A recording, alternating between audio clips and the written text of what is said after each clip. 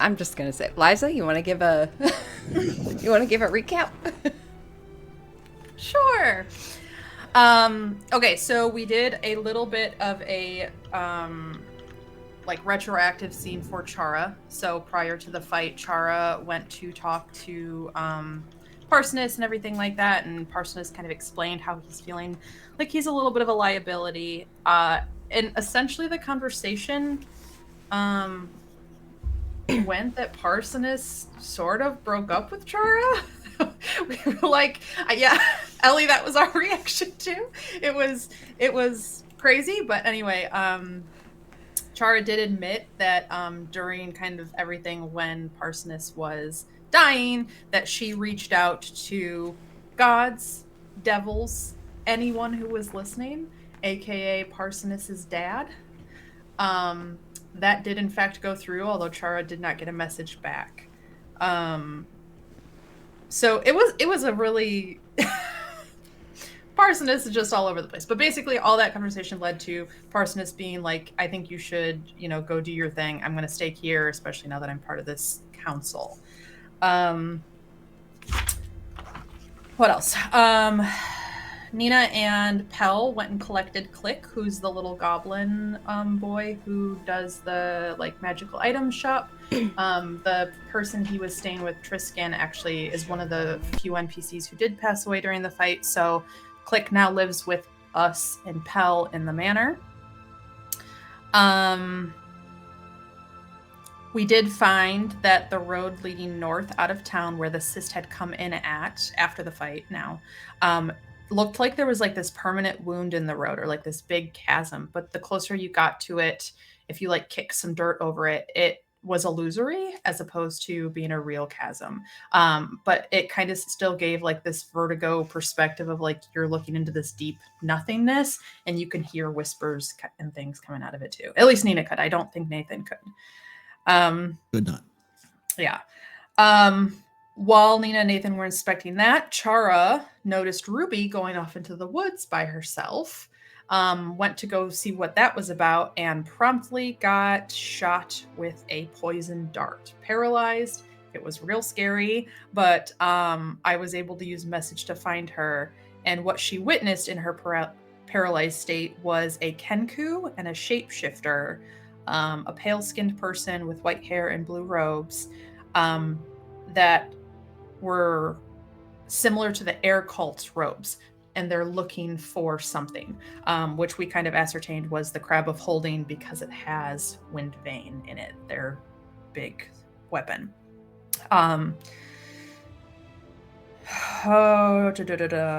Sorry, I just going through my notes. We did have to suss out where the shapeshifter and the Kenku went, because so they snuck back into Westbridge while Chara was paralyzed. One of them was posing as Rowan and hanging out with you, so this is probably something that we'll have to retcon a little bit, because Nathan came in unsure if you were you, and you got a gun pointed straight in your face as he was trying to figure out who was who. You did see him essentially address the fake Rowan and suss them out. And when he asked you to show your spirits, DM had you do that. And so Nathan was like, as long as you're the real Tempo, you'll be fine. So nothing ever happened with that, but you may be traumatized. I don't know. I'm going to leave that up to you.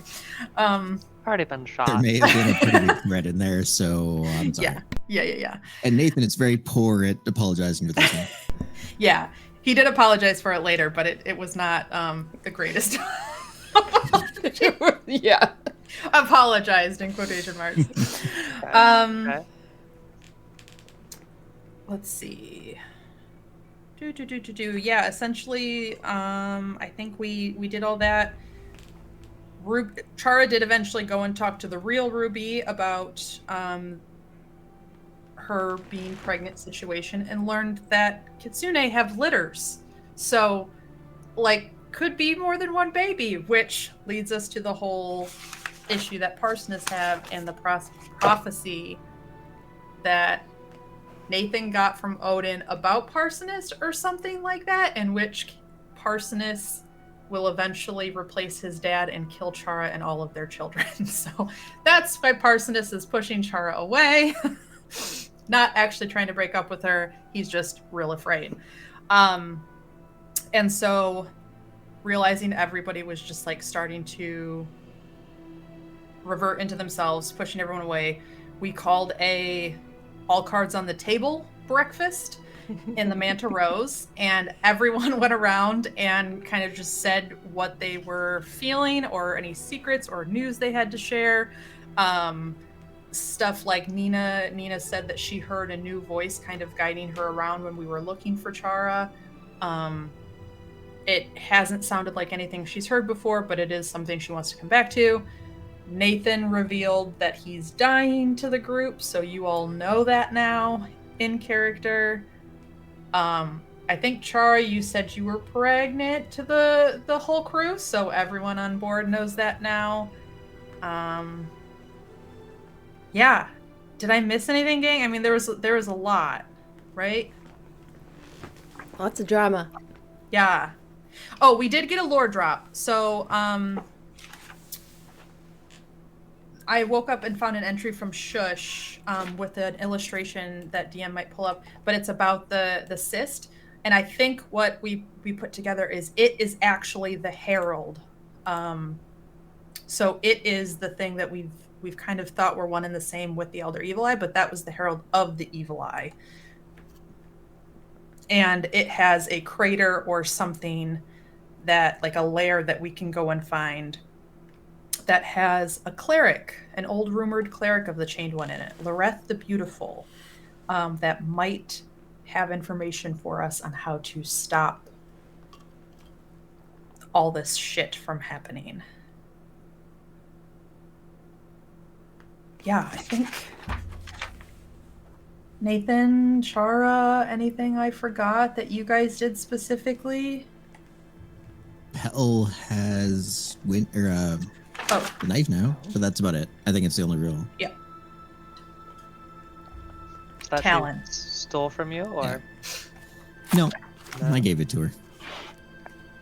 She was been looking after Click and everybody else, and Essentially, she proved herself. Yeah. Yeah.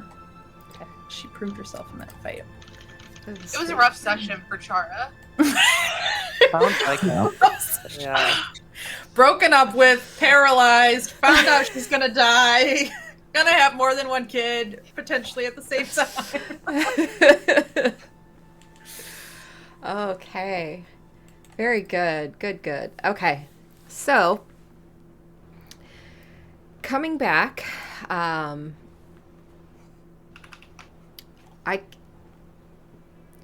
I think you guys, that's right.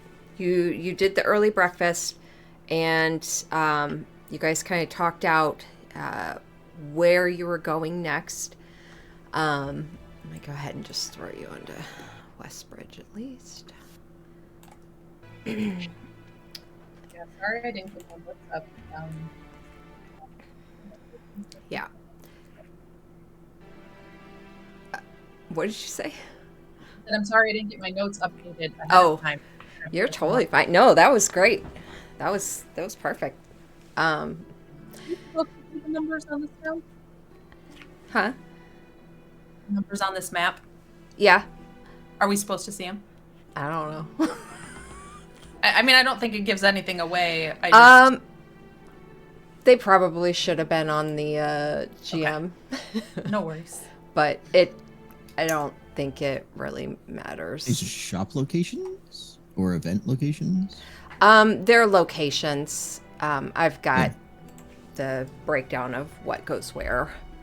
Yeah, I know one of them's like Kling's Call. There's the Harvest Inn. The one that goes to Westbridge. Yeah.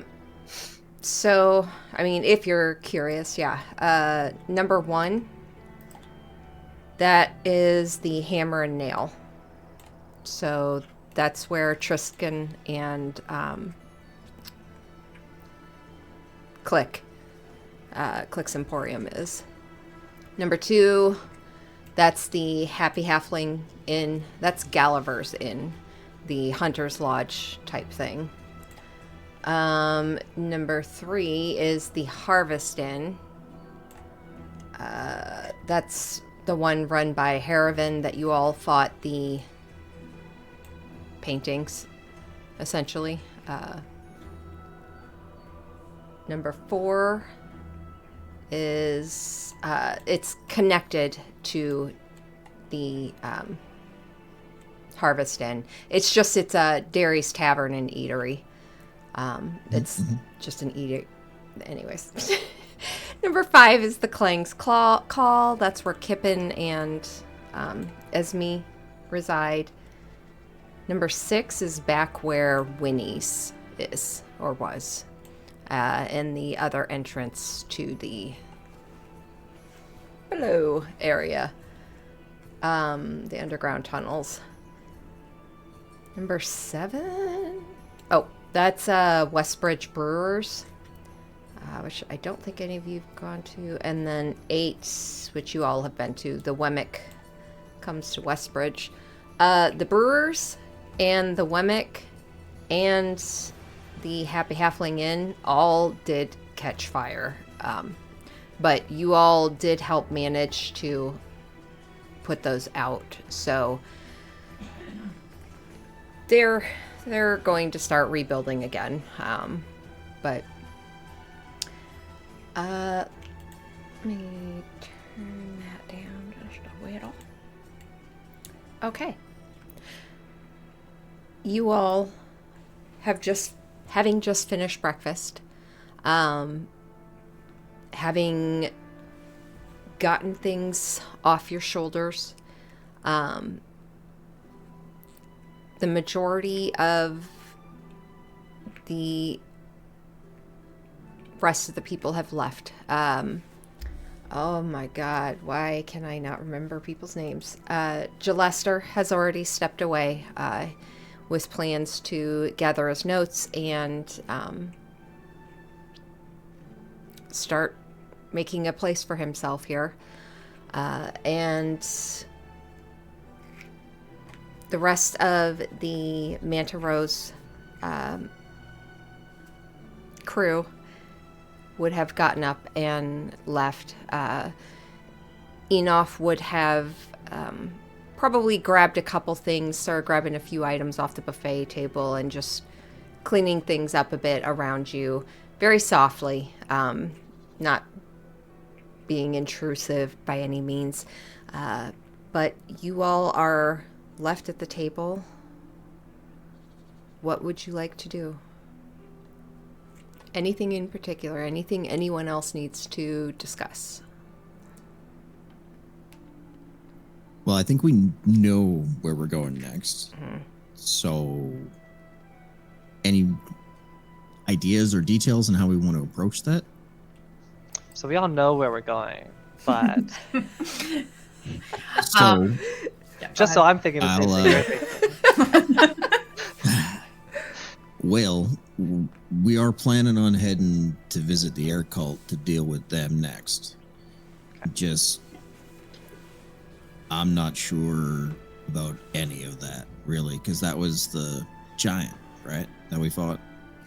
That was the last lieutenant. I expect he's been replaced as well, but we do need to find their spinning portal and chuck that spear into it. The one that's in Rowan's Crab of Holding, or the Crab of Holding that Rowan has. From there, I think we just determined, we know what we have to do at the cults, right? They're all going to have these portals. They're all going to have these weapons. I don't think we can take more than one in a day, but I think we need to prepare to hit them fast and hard and get them done and over so they stop coming to look for us. Well, I mean, they got to be running out of people if they're hiring out at this point.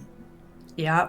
No, I agree, but Jalester was going to send some scouts up the Dark Slug Trail to Tribor or whatever to see if they can find this crater, do some scouting for us, get us a location on where this lair might be so we could try to talk to this Loreth the Beautiful. So they'll do that while we're dealing with cults. I have a healing potion. I'm going to pull it out, sit it on the table. And I think it's a greater healing, and I have a regular healing left. So I have 2. I've got these to keep on hand. I'm not much in need of weapons or armor, but does anyone... I mean, we could talk to Click. He's going to be moving some of his stuff probably... well, I guess I don't know. Maybe he'll keep the Emporium behind the hammer and nail. But if there's anything anyone needs, we should probably focus on stocking it up now or asking Gillester to procure it for us. Rowan would announce that she has a potion of superior healing and 2 greater. Okay, that's good. I have 1 health potion. Okay. It has no other identifying information. It just says health potion. So Probably a base level one. Yeah. I assume it's a regular one. How about you, Tempo? I don't think I have any healing potions. I have the water skin with the water from the healing fountain in the water cult area. Which may or may not be losing its potency. Here, I push the greater one to you. You keep this in case you're a distance away and I can't get to you fast, okay? I have ways of healing myself if need be. Thanks. Mm-hmm. I've just got this regular healing potion he puts down, and I also have a water skin of fountain water.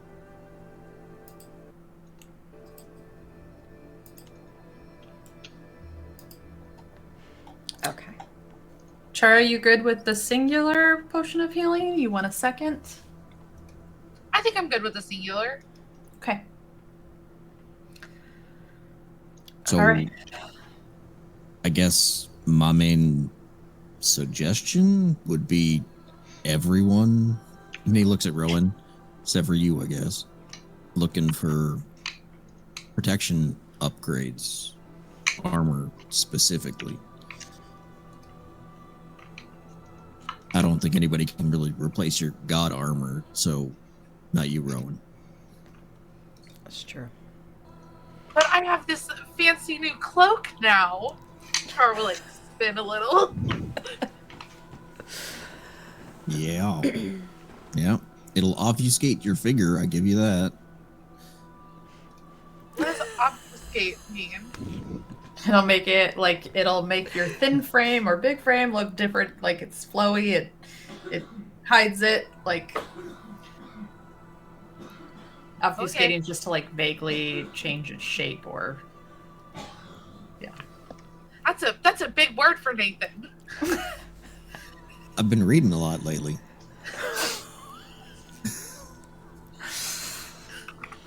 That's awesome. Good job. Plus, honestly, that's a word that we learned in combat, because if your size is moved off, you're harder to hit. Don't worry about it. Anyways.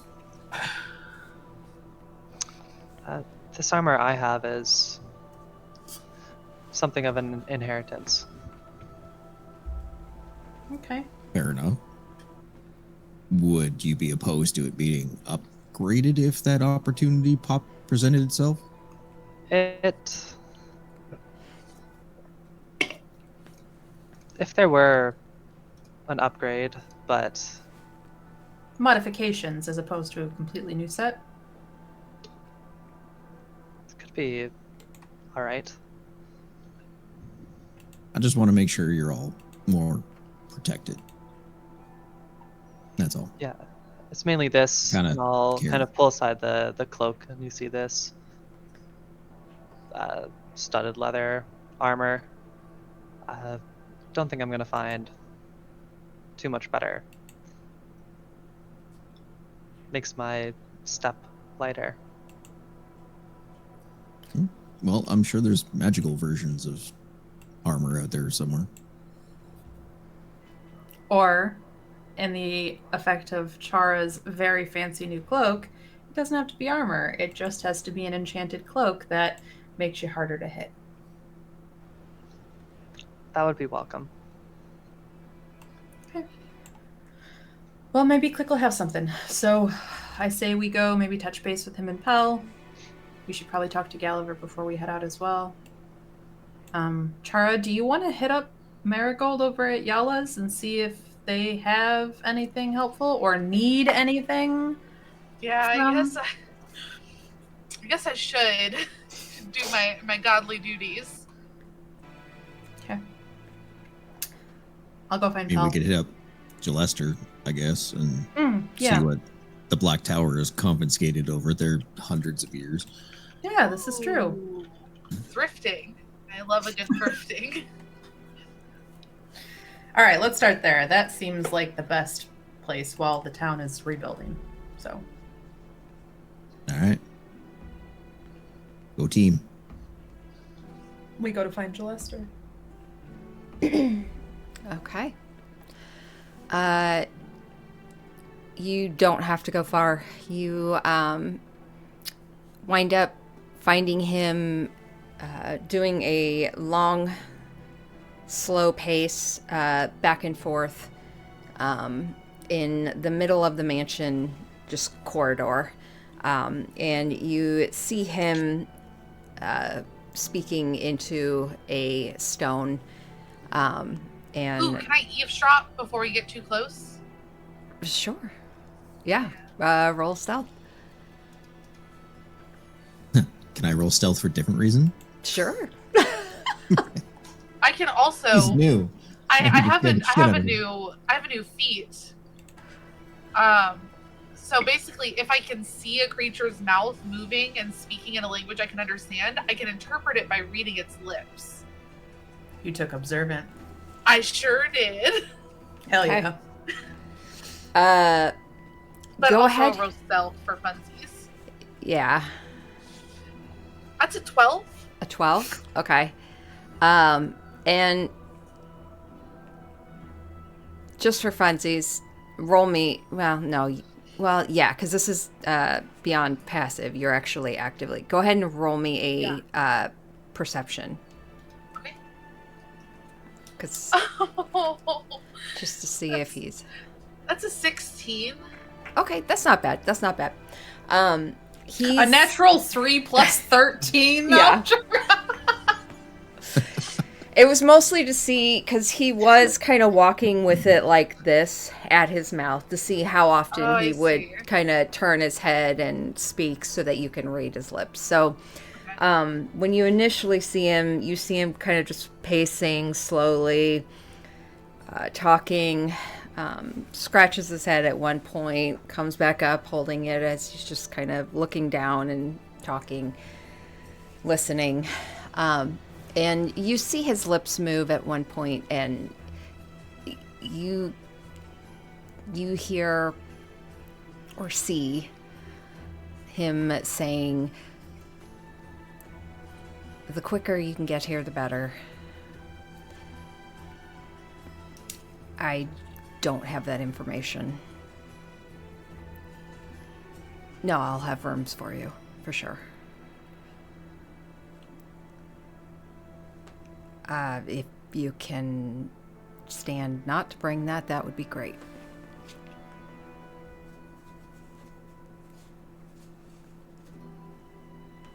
And at that point, he pauses as he just kind of eyes look up and sees all of you. Nathan, what were you doing? What did you roll? I was gonna just sneak up on him at an 11. 11. Okay. Yeah, he would have noticed that. So Yeah. he pauses, his eyes just kind of lift a bit, sees all of you, and gives a nod. Continues walking back and forth for a moment, and he just says, "Okay, well, I've got to get ready to address council here in a bit, so I'll see you all soon." And he tucks it into his back pocket. Heading out. Shortly. We just wanted to touch base really quick. So we're pretty well kitted up, but Tempo here is fairly new to our company. Rather attached to her armor, but we were wondering if you had something in the way a la cloak or ring that might help in any way, or honestly, did you happen to bring anything of use in that regard? I do not, but Okay. I can reach out. I can reach out for things for That sure. would be Or any enchanters on staff that could potentially Absolutely. increase our abilities to stay alive would be prime.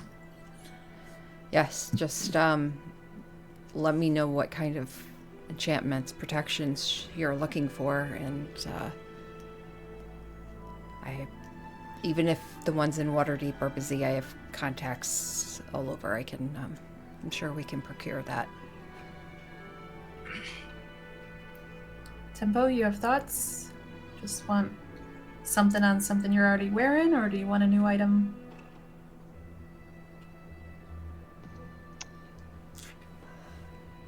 Leave the heirloom untouched.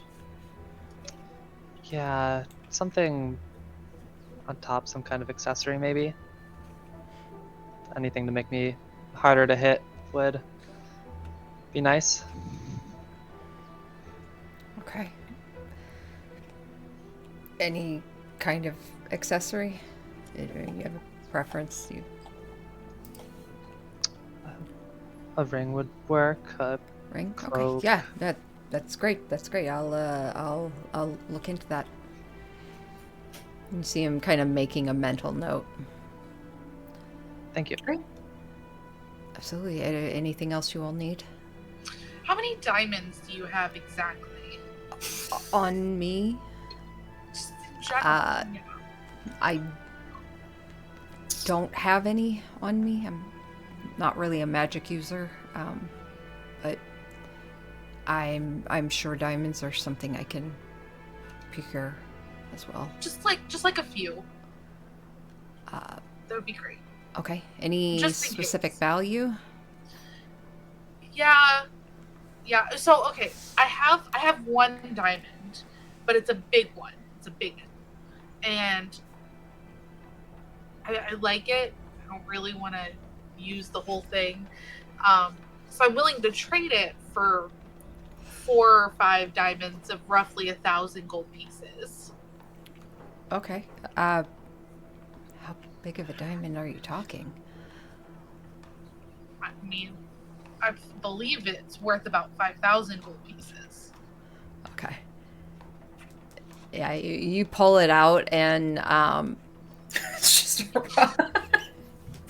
it catches the light and just gives a spray, prisms of color. Little tiny rainbows just all over the place. Okay. Yep.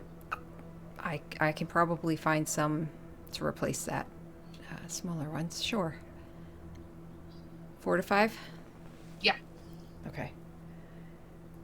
Maybe 5 to 6. I mean, this is like... I mean, okay, but this is like something that belongs in a museum. Like, gallery, personal, private collection. I'm not bargaining. Just, I'm just... I'm just... You tell me what you need. I'm happy to take this in exchange to try and get that for you.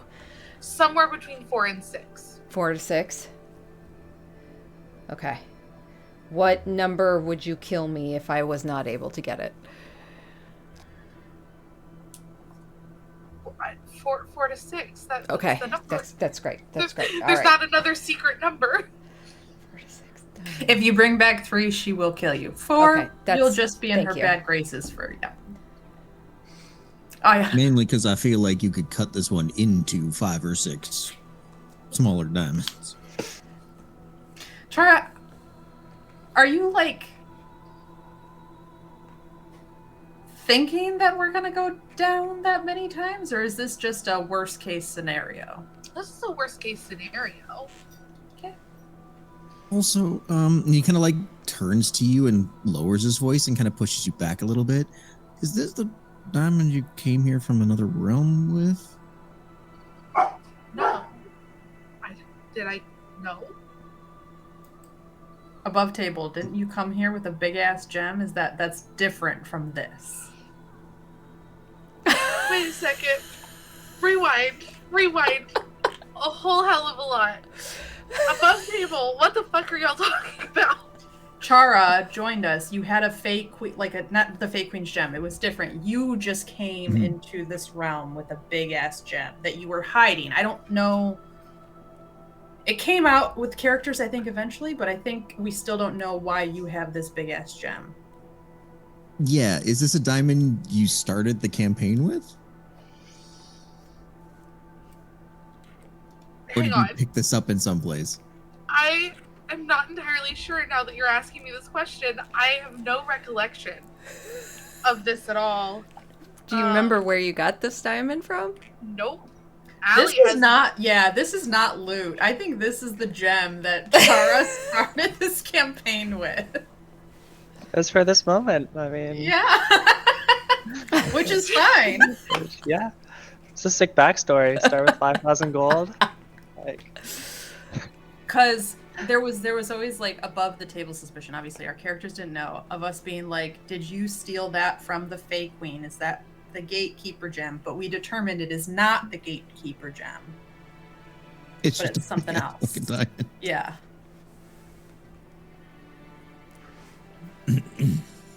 That was 4 years ago. Allie does not. I'm gonna be so Fair. real, everybody. DM, is this the gym that I started the fucking campaign? I don't know. Why do I have it? We definitely have not gotten loot worth that much. Like, I don't even know that we've found diamonds as loot. We always find other crystals. So I would be super surprised if you found this. Oh. Yeah. Shit. The little pouch of gems that the shapeshifter left in the room, I probably would have picked that up after he put them on the bed at some point. Okay. Either that or Tempo's got a bag of gems and she picked up off the bed that's just been sitting in her room. I have Anyways, a bag of sorry. gems. Yeah, the shapeshifter took out what he got paid by the wind cult and threw it on the bed. And then I grabbed him by the hair and dragged him out of the ship. Okay. So it's just sitting there. Okay. Anyways, continue. I forgot about that. Yeah. Tempo, you would have found a bag of gems, that various ones, probably worth anywhere around 450 gold pieces combined. Okay. Cool. No, that's just making even 500. Cool. But Anyways, back I to the big ass vote, diamond. yeah, I vote Char continue with this path and we see what the repercussions of it are. Well, now I'm trying to go through my text channel with the DM to make sure there's nothing in here. Okay. Right. Anyone else have any requests?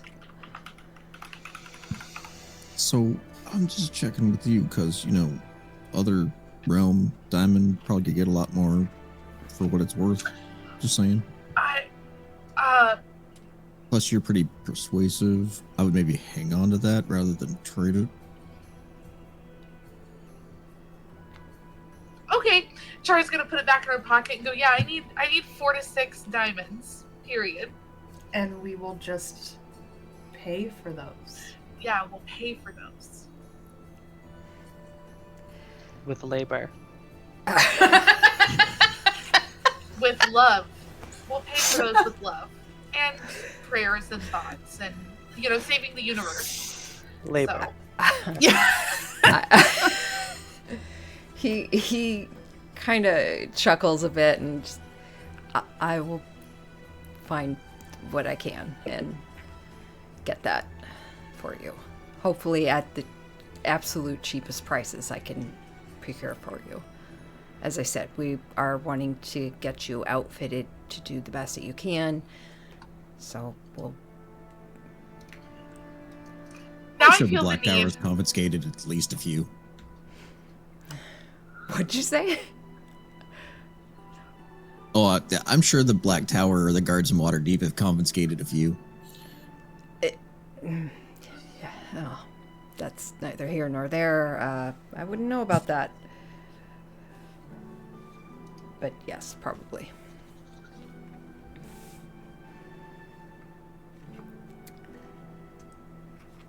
Okay, well, all of you, good luck. My team should be here in a few days, probably tomorrow. We'll start investigating whatever's going on down at that, on the road. I did, just so you know, I did ask the mayor here to cordon it off. I think it's best that people don't go near it. Yeah, agreed. Okay. Well, good luck. So you're all not leaving right away. No, I think that was going to be our next topic of conversation, was how we want to get there. I can get us there immediately. Friends, if we want to go. Seems hard to beat. Yeah. Just means that we don't have a quick exit. But I think we're okay with that? I'm sure we can figure that out. Yeah. But, I mean, let's be realistic here. If anybody has anything they want to do here, people that want to see, rest, whatever, do it now.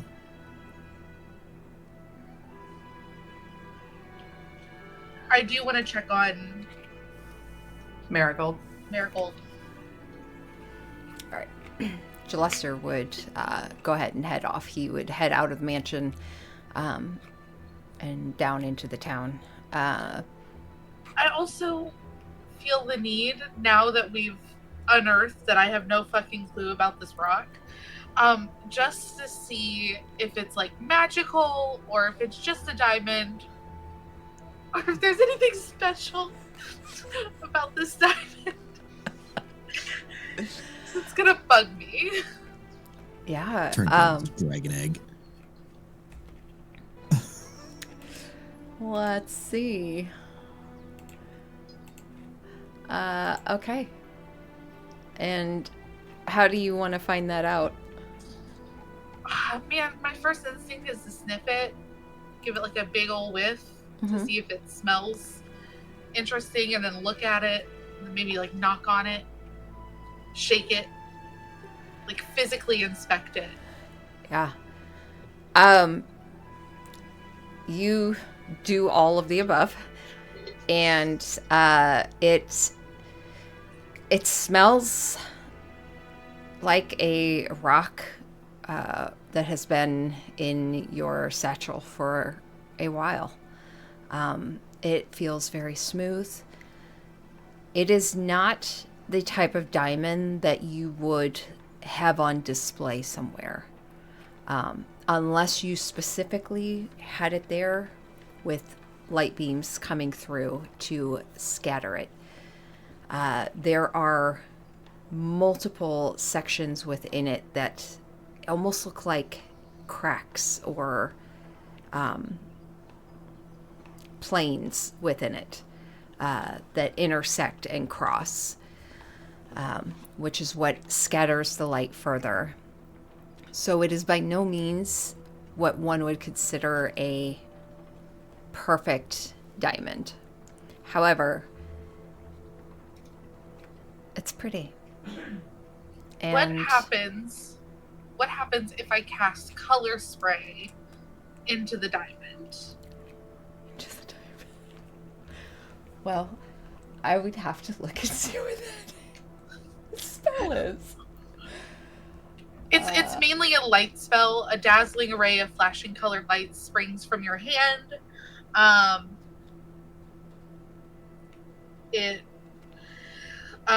Each creature affected is blinded, and then you subtract hit points from the total before moving on. A creature's hit point must be equal to or less than the remaining total for that creature to be affected.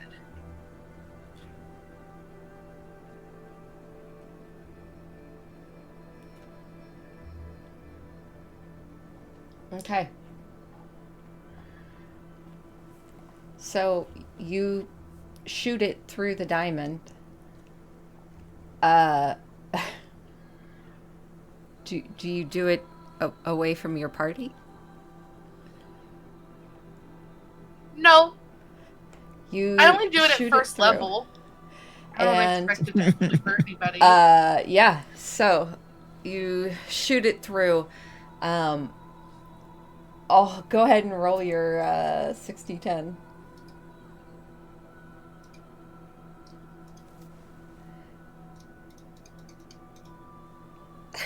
There's a vocal component to this spell, right? 45. 45.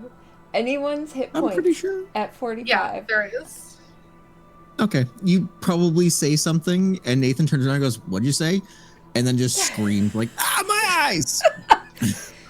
The color spray scatters through it, already a splitting of light, and almost all of you see this light prism suddenly, almost like a laser show, where one beam of light suddenly splits into like 10, and they all just kind of go in different ways. Only the light just blasts past you, and some of you feel your inner eye suddenly drawn to it, and as it starts to then shift and move and turns into soft, kind of shifting light waves. Yeah, no one actually falls asleep as the spell then dissipates after one round, and you all kind of blink for a moment. That was trippy. Nathan's just like crouched down on the ground, like, oh.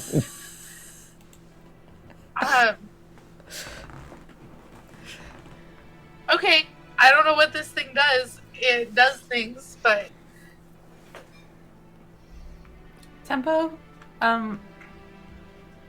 remind me, you can do some ritual work, right? Is there like a detect magic or an identify or something, or am I thinking of something else? I can detect it. I would have been able to smell the magic, though. Yeah, the detecting it might tell me what school it is, but not really Okay. anything deeper than that. Chara, you think that your nose does pick up everything magical? No, but I've been carrying this thing for a long time, and I thought it was That's just true. a regular rock until y'all were like, "Are you sure?" And I'm like, "Nah, I'm not sure." So I can give it a try and see what it gives off. yeah, Sure. So I will take 10 minutes and ritually cast Detect Magic. You Which- cast it? Yes, it will tell me.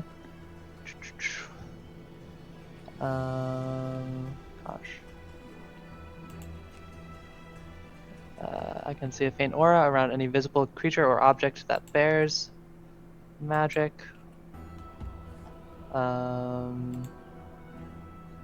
an effect was created by a spell, you may learn the spell's school of magic. Maybe it's not really. I think I'm reading the 24 version. Oh, that's okay.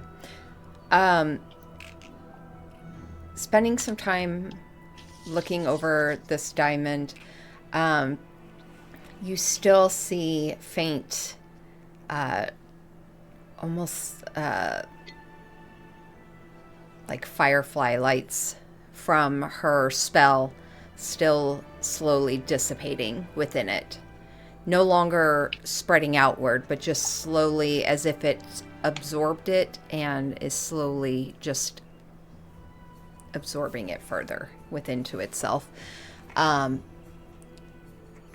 You don't sense any magic from this at all. I would say what you do sense, though, is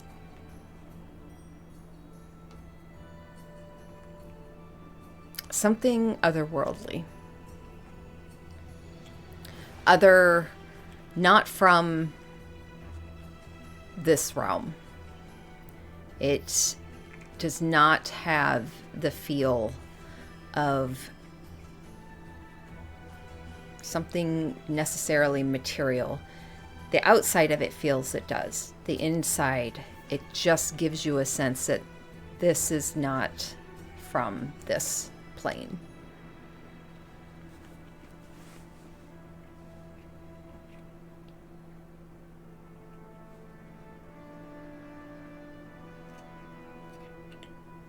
I mean, you could try that one spell you used when we learned about legend lore. Oh, I could use legend lore. I think that takes some components. Let me see. At least, I think I might have the 2024 version of all the spells, and it says it eats like a bunch of gold worth of like incense and ivory. Does. No, this is the legacy one, but I don't know what the new one. New one is also The same thing. eats. Looks like it. Okay. 250 gold and 4 ivory strips worth 50 gold. So a lot of cash. And we don't know how famous this rock is. Yeah, maybe we wait until we have a little bit more liquid funds on us. Wait, do y'all not have money? I found this bag of gems. Nice. I mean, I've got like 250 gold, but I'm, you know, what if we need something else? I don't know. That's fair. That's fair. I recognize that. I will noodle on it. You all hear some small footsteps slowly come in. Oi, there's a new guy in the dungeon. Do we need to do anything with him? The kenku, the bird, or the other one? The other one. He's all white. Is he awake when we put him in there? No. Yeah. She had Yeah, knocked him out, right? No, Oh. I didn't. No, oh my god. Your vampire friend. What is her name? Why can I not? Fasta. Fasta. Fasta. I knew it started with an F. She knocked him out though, right? The Kenku, not the shapeshifter. Oh, okay.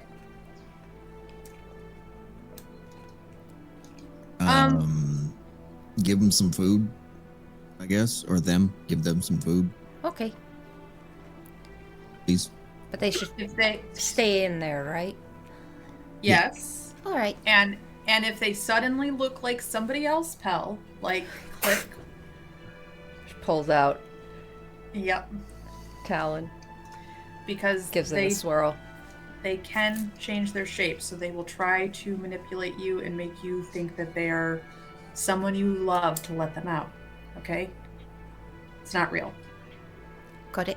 I wonder if Lester would like a new employee.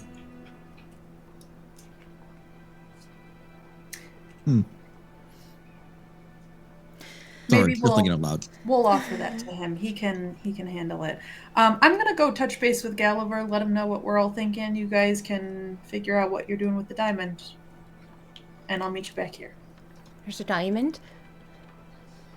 Big ol' one. Just don't let Chara blind you with it. And I ruffle her hair and then go walk off. I don't actually need to talk to Gulliver. Nina's covering all of our bases. Okay. Letting him know what's going Yeah, I on. don't think Nathan does anything, so I guess he'll probably jog up a little bit beside you. Do you want some company, or Sure. Okay. how everybody else figured out what they're doing? Chara. What were you Yeah. wanted to go visit Marigold? Yeah, I want to go visit her. Okay. Tempo, did you have anything you wanted to do before heading out? No, not specifically. Okay. Do you think you would hang around or... I could tag along with Chara. Okay. Two of you head out, head down the switchback into the inner city town of Westbridge. Making your way along the roads, you see people are starting to pick up. It is a cool fall day. Cool. Oh no, we're into winter. It is a cool day. Winter.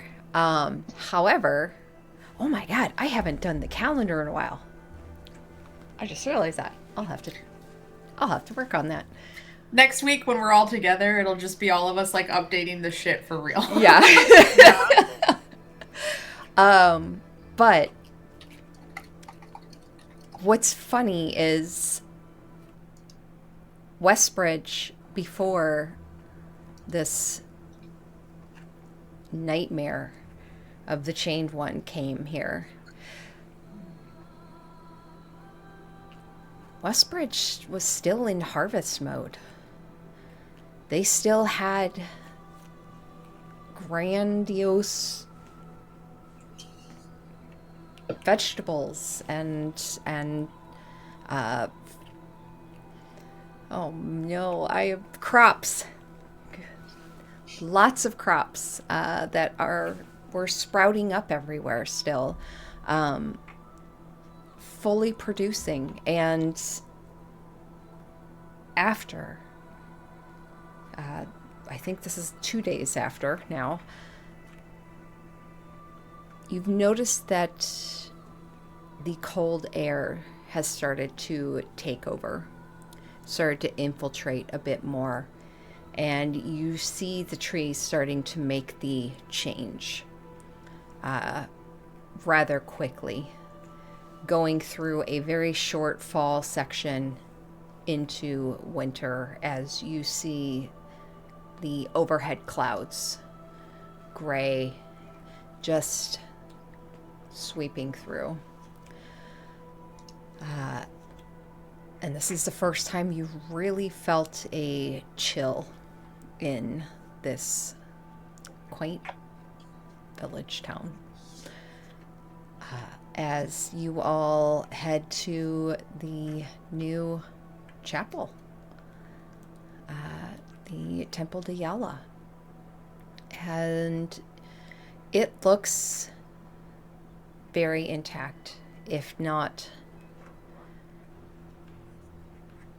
a little less full today.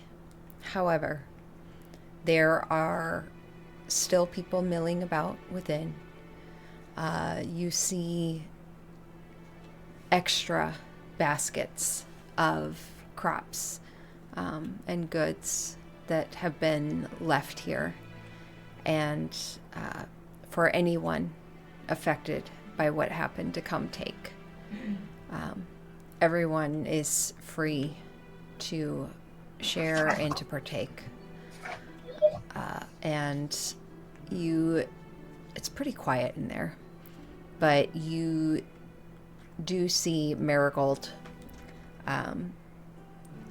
probably off near the back corner where she is knelt down before just a little shrine that is set into this little alcove, a wooden one, and she's just knelt before it, and you see her just looking at it, and she reaches down and grabs a flower out of a basket and just reaches forward and tucks it into one area behind the shrine.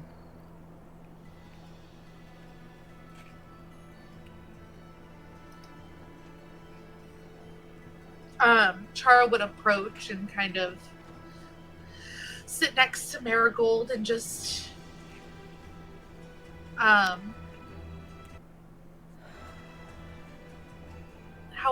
are you? How are things with the new clericdom? The right word is clericship.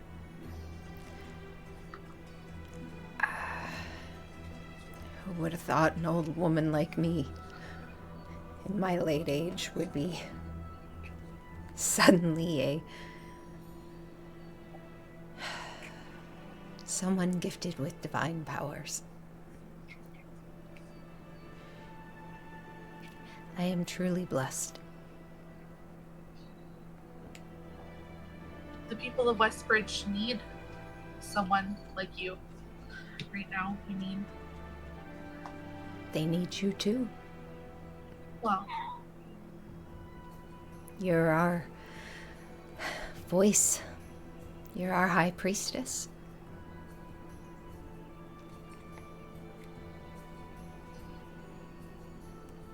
a voice is just one component, but yes, it takes more. How's morale? How is everyone holding up after a tragedy? I suspect as well as anyone could. They'll bounce back. We are blessed with good spirits and full bellies. We lost some good people, but we are full of good people that can help fill in and tend to the gaps of the heart. And Yella ever fills our baskets.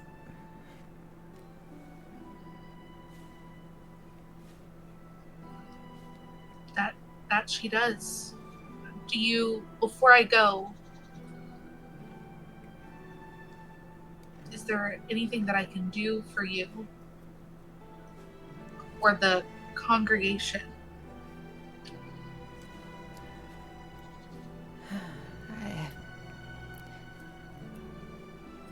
Well, we're having our usual gathering in day after tomorrow if you wanted to offer some words. I'll see if I can't be back for that. All right, dear. How are you doing? And she kind of turns and realizes you're there as well, Tempo, and she turns a bit more. Oh, hello, dear. I barely even saw you. My apologies. No worries. Hi. Tempo. Good to meet you, Tempo. You too. Are you also a priestess of Yella? No, not currently. Although I'm always looking for new relationships. That's nice, dear. And she reaches forward and pats your hand.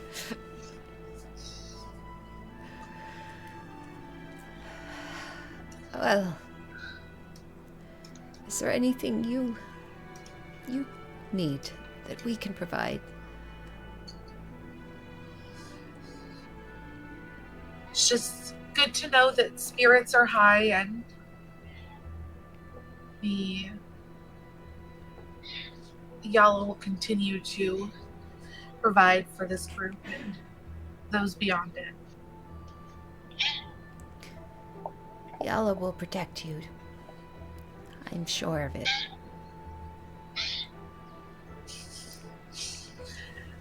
I sure do believe that. Is the tree still here? The big magical tree?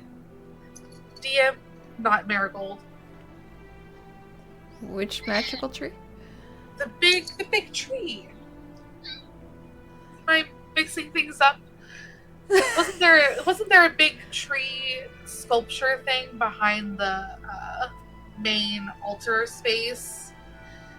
I think it was a tapestry of some kind or something, right? I thought it was a real tree. Maybe. Yep, it's there.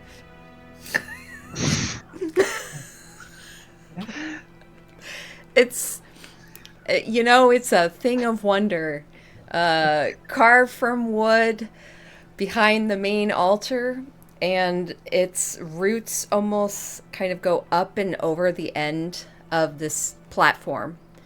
And it's carved into the back wall, the branches reaching up as if going into the ceiling, and portions of it extend out over some of the pews and the tables. And from the branches, you see people have hung on string, just small little ribbons with writing on them. And it just has kind of created almost this beautiful, colorful rainbow of leaves, varying heights within here. There, write that down. I was just going to say, DM on the fly comes up with the most beautiful tradition for Yala and her followers. We love it. Love to see it.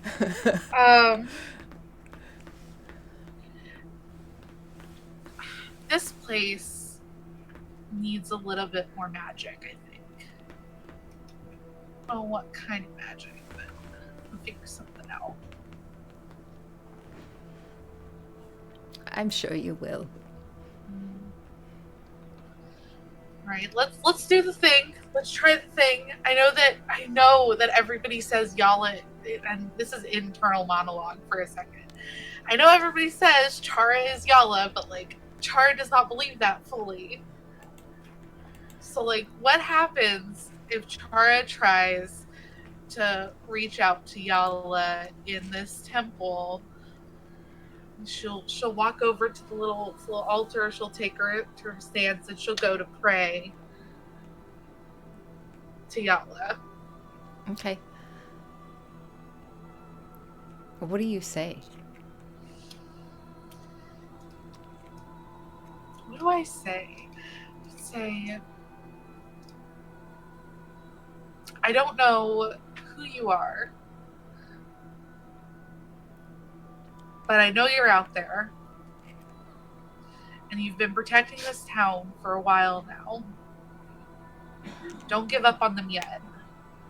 Don't disappear yet.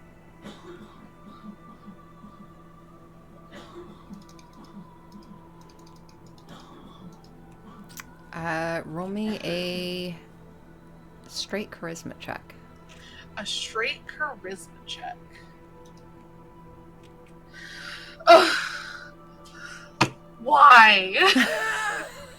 The fuck? It's a 10. I rolled a 10. For a total of? For a total of 10. I rolled she a 5. rolled a 5. I rolled Yeah. a 5. Oh, gotcha. Okay. Okay. It is very quiet. I believe it.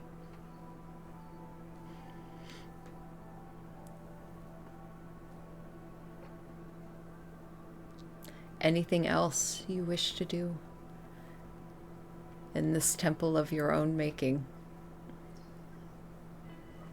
I'm gonna... No. I'm gonna try to be back in a day and a half, 2 days time for the gathering. Okay. That's my plan. All right. You and Tempo wind up filing out. A couple members that happen to be in would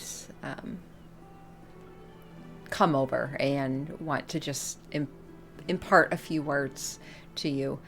At this point, everyone here seems to know that you all are dealing with the problems that are occurring in the valley, and you all have certainly made a name for yourselves in Westbridge after what happened a day and a half ago, 2 days ago. So the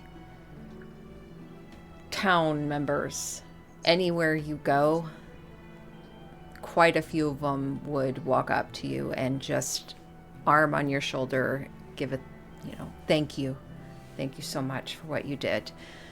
And a couple of the Yala members would just say soft prayers over you, Chara, and you, Tempo, as the two of you head out and head back towards the mansion? Manta Probably. Rose? Mansion? Yeah. Okay. Yeah. You all wind up gathering. Chara, as you get close, or you enter the mansion, you see Parsonas off to the side, and he would just kind of wave you down, and the two of you head off to one of the side rooms. And he walks forward, fully in his normal, nice clothing, looking a little more well-rested. Hair's still a little haggard, still has a few dark circles under his eyes, but he walks forward, turns towards you, and he holds a letter out. This is everything that I can recall that Nathan said was in his vision. And some other things as well. Pretty much everything that you need to know is I've written down, and it's beyond time that you know, so that's everything. Chara would reach out and take it. Thank you for telling me.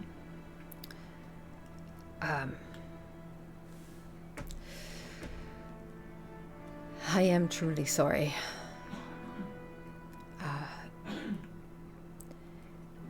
I know I don't have any right to ask any favors of you, but if you could please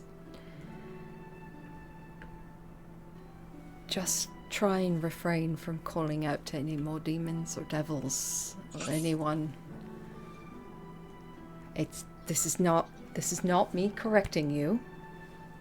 Because I am not in a place that I have the right to do that.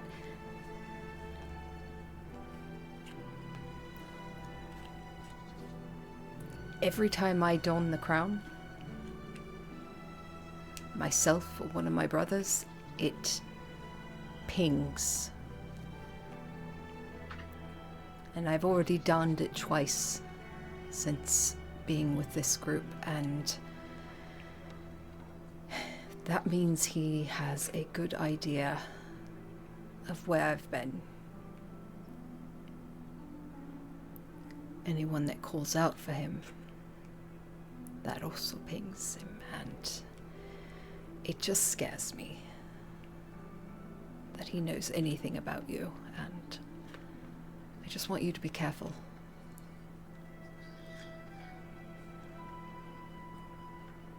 I will be careful, and I will refrain from calling out to any more devils or demons.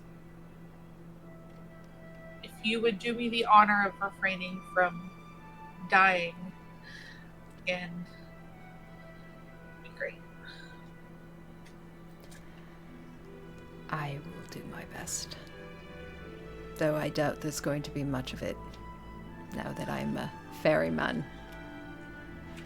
He takes a few steps forward, and you see him hesitate just briefly before he just reaches up, kind of pushes your hair back, leans down, gives you a deep kiss, and then just rests his forehead against yours for a long moment. And then he kisses you on the forehead and takes a few steps back. If you do run across any devils, you run. You leave the rest of them. Don't wait for the rest of them. You just run, okay? He just gives you a wink.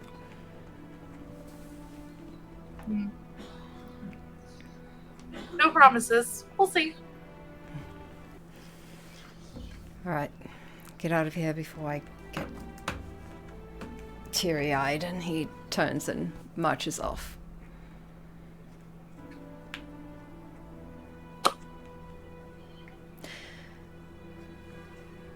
You gather with the rest of the group. Where do you want to do this? I think Nina and Nathan, after having talked to Gulliver and probably Powell a little bit longer, just so everyone's on the same page, meaning we'll only be gone for a couple of days. We're going to go take care of the air cult and then, figure out stuff from there.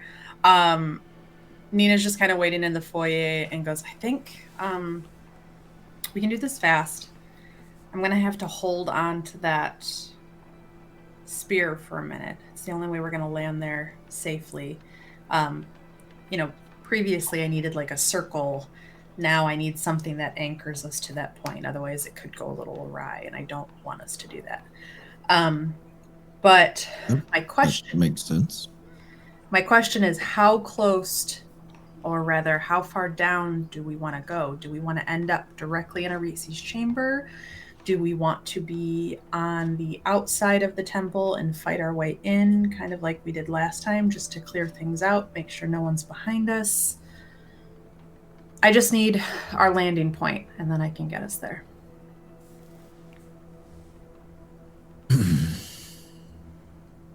I mean, let's be realistic.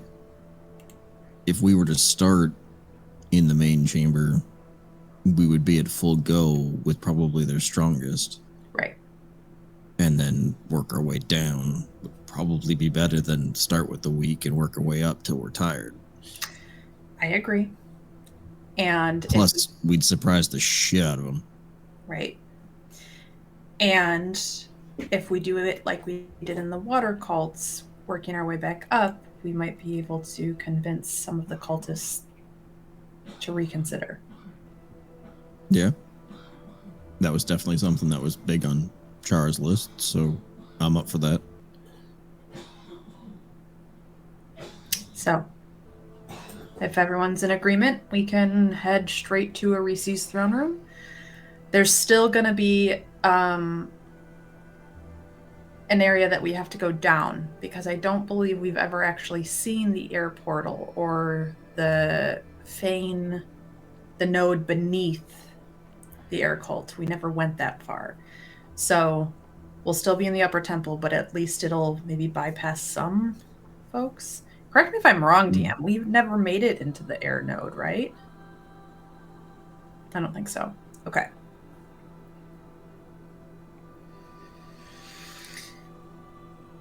Okay. Okay, so heading towards Arisi's throne room? Yeah, I think so. I think as far into the air temple as we've been, that's how far Nina would take them. I don't remember if we went further than Arisi's throne room or not, though. Okay. Maybe we did, but all the temples start to look the same once you're underground. What a statement. At no fault of you, just like my brain. No, that's great. Okay. And everyone just, I don't know, grab my elbow, my arm, my hair. You just have to be touching me when this happens. Or the spear. Okay. So all of you gather around Nina. You hold the spear portion of it, the back portion, against your upper arm, holding it out, and everyone kind of grasps a portion of it as you begin your spell. How long does it take? Teleportation is instantaneous. Okay. So everyone grabbing on. your eyes kind of looking briefly at your party members, a certain amount of anxiety for a new spell that you've never tried. And certainly Modification of what I'm comfortable with. Yeah. everyone knows of and heard tales of wizards who foolishly teleported without proper preparation and such, and wound up being scattered. So some of these come to some of your minds. Nina, you cast a spell. Now, I can roll on the teleportation table if you want, but because I'm holding Windbane, it's the linked object, I think it succeeds automatically. Okay. Yeah. Yep. I'm good with that. So yeah, you all feel yourselves, your entire forms shift and vibrate, and like a fuzziness starting to come around you, and a heat that builds suddenly and courses through you as the room goes wobbly. Everything turns to just this almost smeared liquid. And as you turn to look, it's almost like your movement is slow as well. And as you turn to look back, the room shifts into something new, forming out of this watercolored smear into something more solid. And it solidifies, and you all find yourself in a Reese's chamber. And I think this is a good... Let's just take a quick 5-minute break so I can get things set up. Here. Hell yeah. I'm gonna get snacks. All right. Okay, bye.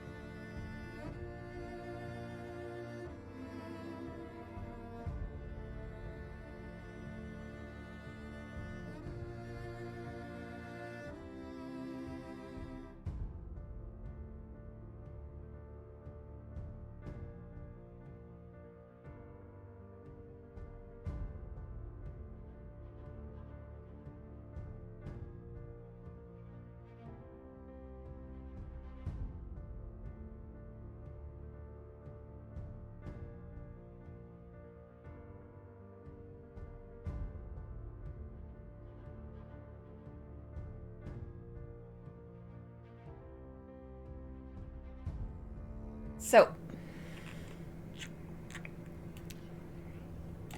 the spell takes. Orise's chamber forms. And you all, still grasping tightly onto the spear, realize you are tightly grasped.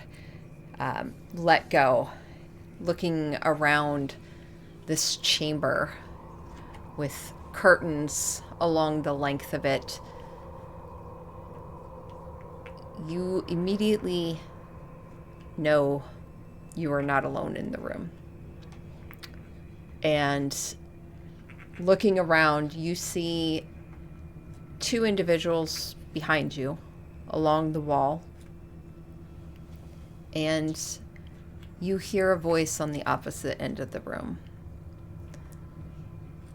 Well, that is not how I thought you would enter. Honestly, I thought I'd have to welcome you upstairs, but... Very well. Quite a show of power as you turn and see... Some of you would recognize... Most... I don't think Nathan... Well, you see Wind Harrow, which I believe Chara and Nina are the only two that... And Rowan would recognize. A half-elven man with long flowing hair sat atop this throne of Orise, legs kicked up over the other end, and he is just leaned back and comfortable as he looks down at all of you. What do you think? Oh, Wind Arrow, it's just you. Oh yes, just me. I've redecorated, as he gestures towards the curtains, which you see previously they were a very uniform white and blue, the colors that would match Orise's outfit, and now they are various forms of deep reds and purples. So, you all have learned some new tricks. Wonderful. Oh, and you've got the spear. Have you come to return that? Well, to where it belongs. I'd be happy to take it off your hands. That's not quite where we had in mind. Of course. Well, can I offer you some tea? Or will you be on your way? Can I insight check this man? Like, this is not air cult behavior, but he's supposed to be in charge of the air cult now. Go for it. I want to get a vibe, like, I want to essentially try to pick up, is he, it's a dirty 20. Is he, like, what am I trying to say? Are we going into a trap? Is he actually the air cult, or is this a ploy? Is this something else? You get a sense that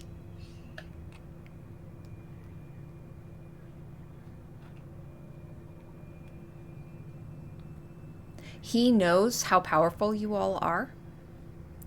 There is a certain level of, you see, healthy fear.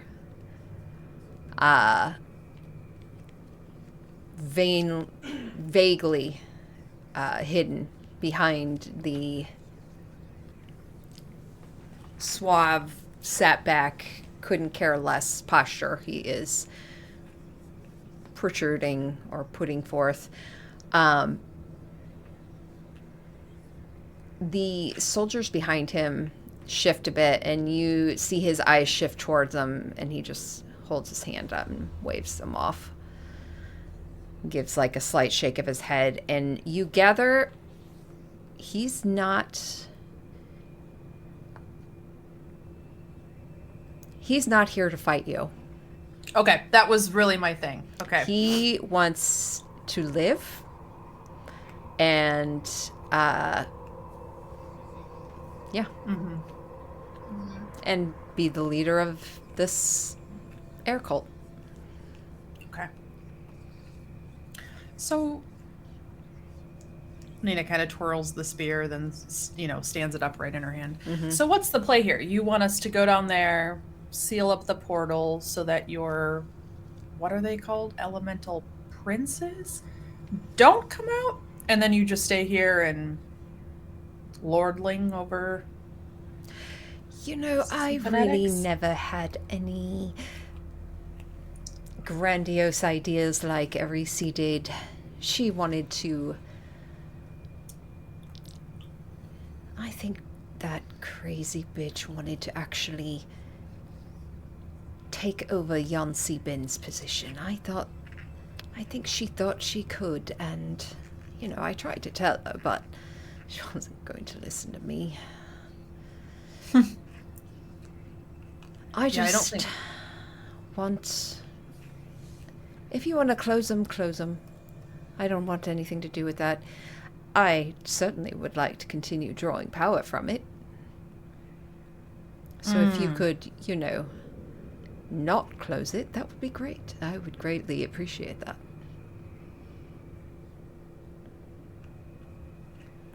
Yeah, I don't think that's in the cards for you. Well, maybe you could just not tell others. Maybe, but you've also sent people into our home twice now to kill us. Not me. That's Arisi. The Take Kenku and control. the shapeshifter? The what? The Kenku and the shapeshifter?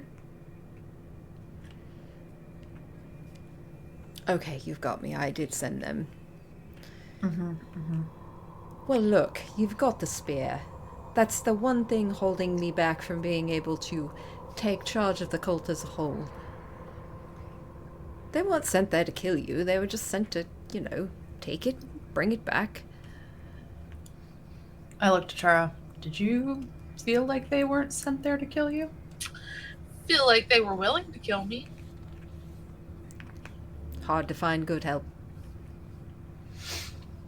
You know what I think your problem is, Windharrow, is that Arisi didn't listen to you. Your hirelings don't listen to you. I don't think anybody's really going to listen to you. So why don't you go back to whatever other hole you crawled out of and consider trade school? You roll either persuasion, intimidation. I'm going to go for intimidation because I have walked up and I'm not in his melee range, but I am more in his face. It than felt I more was threatening. Yeah. That's a 26. Okay. And above table, this is in no way an insult to trade school. I just want him to be a better person.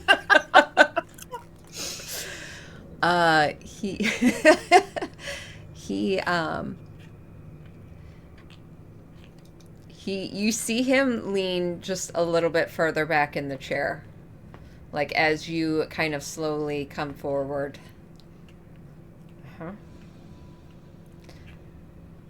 Right. Yes. I understand. And you hear him lose the accent as he sits a bit straighter in the chair. Right. So you're going to be taking over the cult, ending it, closing the node, take over the cult, or just end it, period? Oh, I mean, I don't have any intention of leading a cult. That's more her thing. And I point to Chara. Not this one. There's not enough sex and parties here. We had that. We had that in droves. You would have been a perfect specimen for this cult. Why don't you maybe go learn about the elemental husbands of our goddess Yala? That might be something you could be good at. Maybe. I respect your vast knowledge and wisdom and your overbearing presence at the moment, and I will politely bow out, and he stands up. I step away to like let him walk by.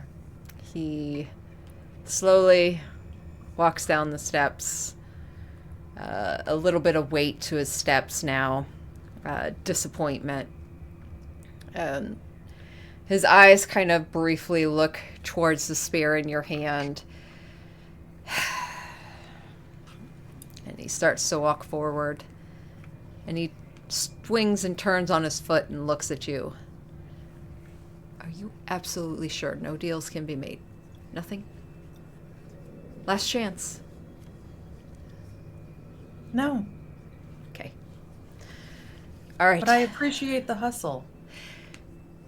If you ever need a hustler, I'm the guy to call. No.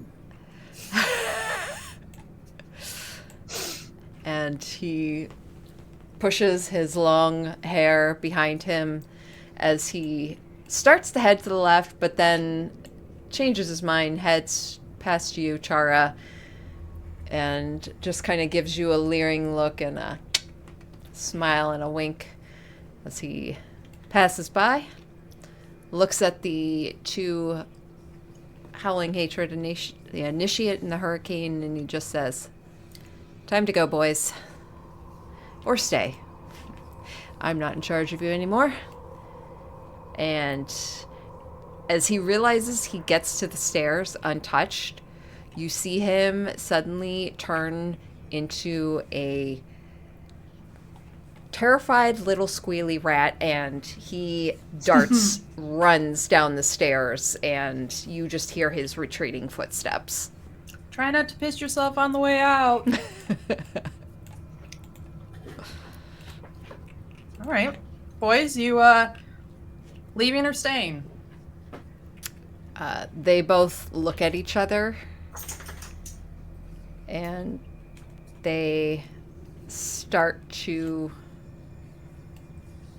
make their way around. And if you let them, they also exit the chamber.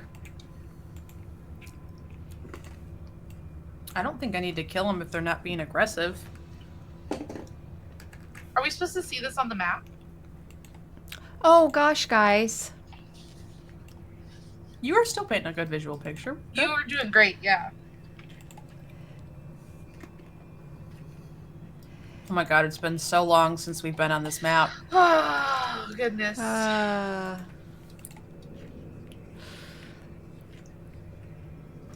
My that's why she apologies. left. Hold on, we have another bug in the house. Yuck. My apologies. This would have been the throne of Arisi, and that is where you saw Windharrow before he and his lackeys passed by. I kind of liked him. Yeah, he's a whiny weasel. So the only reason I am suddenly regretting letting him go is he was one of the individuals that was down at the big pyramid down below. He knew about the prime servant, so I mean, we're not going to get him. I think we got enough lore, right? That was what we used legend lore on, was the prime servant, though. I don't think we need... Yeah. Okay, nah, it's not a big deal. Let's just get to this node and get it shut. We'll put Jalester and them on cleanup crew for any cultists who decide that they're gonna take the leave and then stir up trouble later. think Nathan walks up beside you, Nina, and like kisses you on the cheek. Yeah, I love you. And he turns around and just starts walking away. Okay. So, I'm just glad I got to be the one to intimidate someone. I have a +10 to intimidation, and Nathan always beats me to the punch. let me... I wish there were a better way to do this.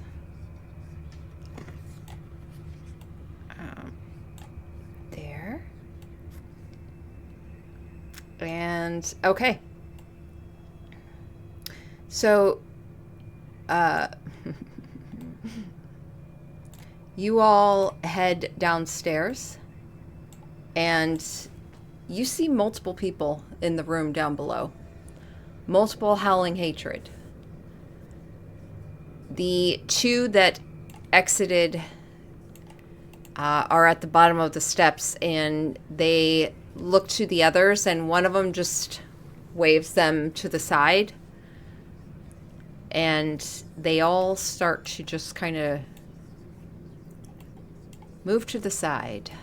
This one individual in a robe floating off to the side, while the others just kind of make their way out of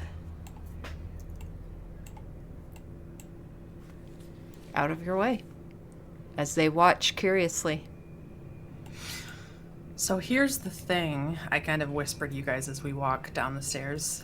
I don't like them waiting in the wings, per se, for us to kick this off. Because if Yancy Bin does make an appearance and they suddenly rush us, it's going to be a hell of a lot of them against us. We either need to have them leave and lock the doors behind them, or we need to knock them out and tie them up. Or make them tie themselves up. They're pretty used to that. They do a lot of chaining themselves to pillars around here, I think.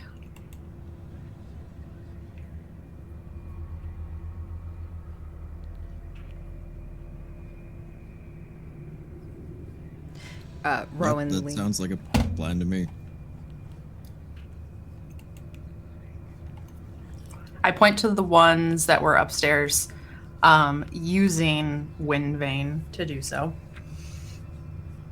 You, tie him to that pillar. Well, you, tie him to that pillar. Point to a couple of others. You like chaining each other up. Come on. Get to it. Roll a persuasion check. Okay.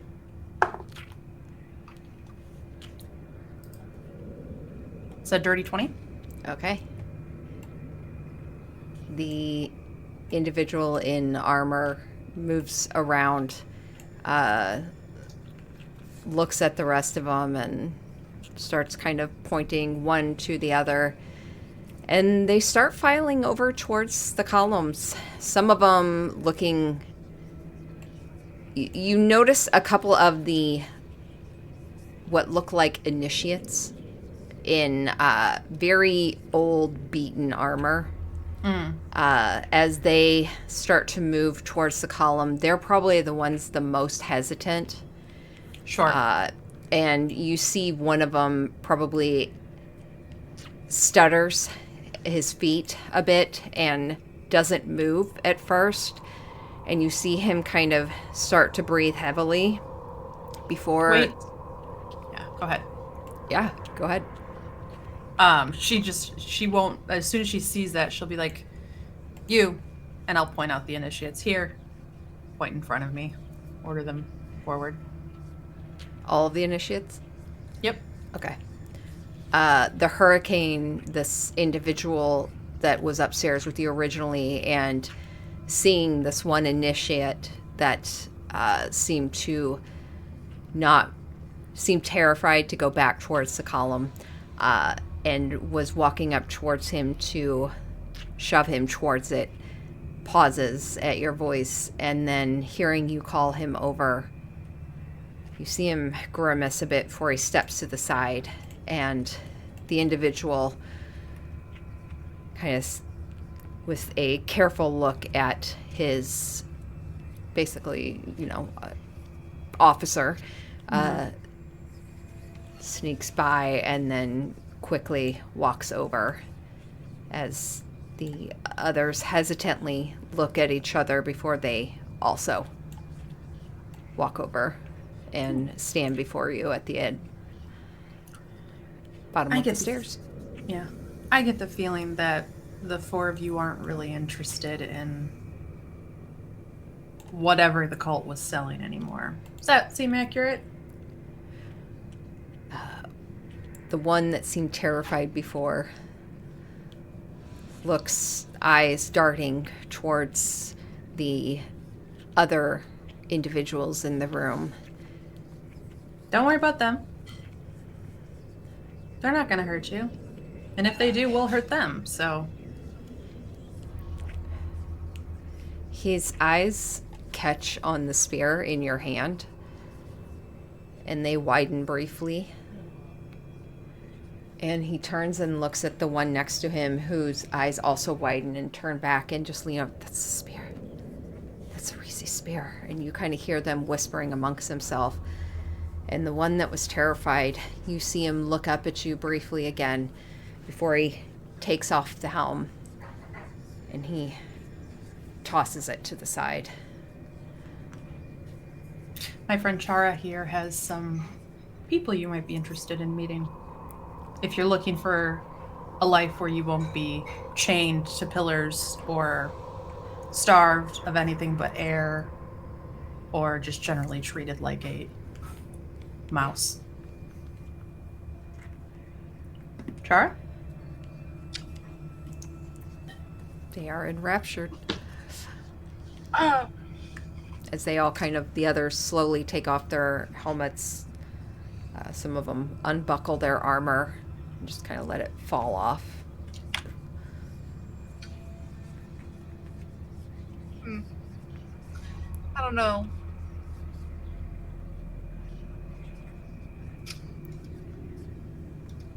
Are you generally a shitty person?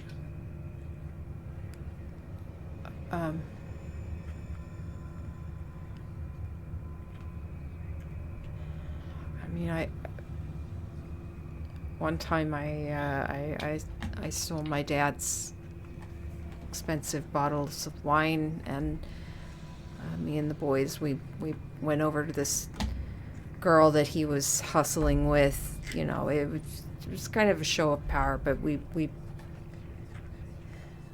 swapped it all out with our own piss, and we put it, where he and her were going to meet, and then we all got a good laugh at it. I thought it was funny at the time, but I do kind of feel shitty about it now. I guess that's kind of sat with me.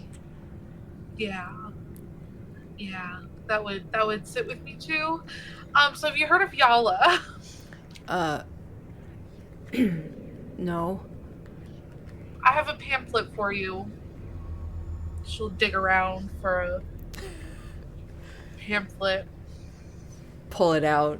Mm-hmm. Some of the corners are a little bent, dog-eared, and he hesitantly looks at you before he takes it and looks at it. And you notice at first, as you were handing him paper, that he could clearly see writing at first. You noticed he looked down, and you saw a disappointment come over him before he realized there were pictures.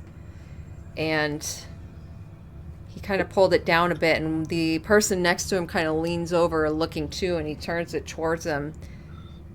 And one behind kind of points to one of the words and kind of whispers what one of them says.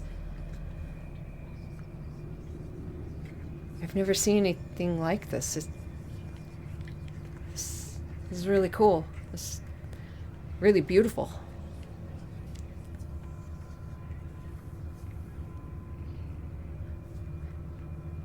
Okay. Yes. Thank you. So you take that. Yeah. You head out of the temple. Okay. Do not stay in this temple, or you will die. Okay. And you go to... Are we sending them to Red Larch? We're sending them to Red Larch first. Red Larch. Red Larch? That's north. Northwestish, yeah. East, west. Okay. And one of them, the one behind him goes, I know where it's at. He goes, okay, great. You ask for Garb. Yep. And Lemura. Okay. Tell them the Voluntold sent you. You And we see, kinda, you like, see take all a of their heads kind of turn and look at each other, eyes kind of knowingly looking at one another. Yeah, sure, thanks. And 3 of them start to move away, and one of them in the back kind of hesitates for a moment as he starts to turn, then looks back at you and Nina and Chara and just kind of leans forward a bit. Did you say Garb? Yeah. Yeah. You know him? I think so. He worked in the kitchen upstairs, right? Mm-hmm. Yeah, I know him. Great. He made it out. He did. Works at Bellavos. Wow. Okay. Thank you. He turns and awkwardly heads out with the other 3. Cool. Yeah, and now that I'm looking at this map, I remember Arisi's tower was actually up the tower. We have to come down to get into it. So, okay. I was like, why are these guys fleeing down out of Arisi? Don't go down there. It makes sense now. Okay. Kind of look to the rest of the room, these more officer higher-ups. The same goes for you guys. This is over, so if you stay, you're going to die. Whether by our hands or by whatever else comes out of here later. But you can leave and try to start anew. Yala's got everyone's back. There's nowhere for us to go. Say Why more do you words. say that? What do you mean? Why do you say that?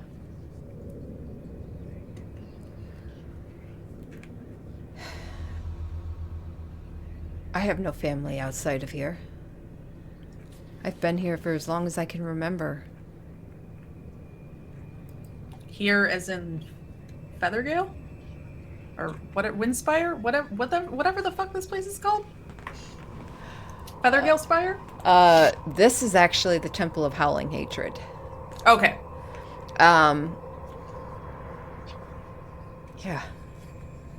I've been down here. I don't know. It's been a long time. I wasn't joking when I said that Yala has everyone's back. You don't have to have people on the surface to find people. Red Larch and what they'll make room. They'll help you find the right path.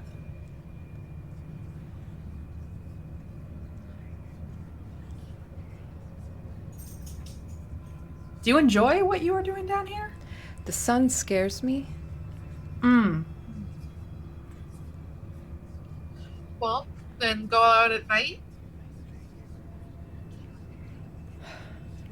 So it's either leave or die. I mean, are you gonna plan to come and rush us when we're at the node and about to fling Windvane in? Are you gonna attack us if we close the node? That'd be a terrible idea, by the way.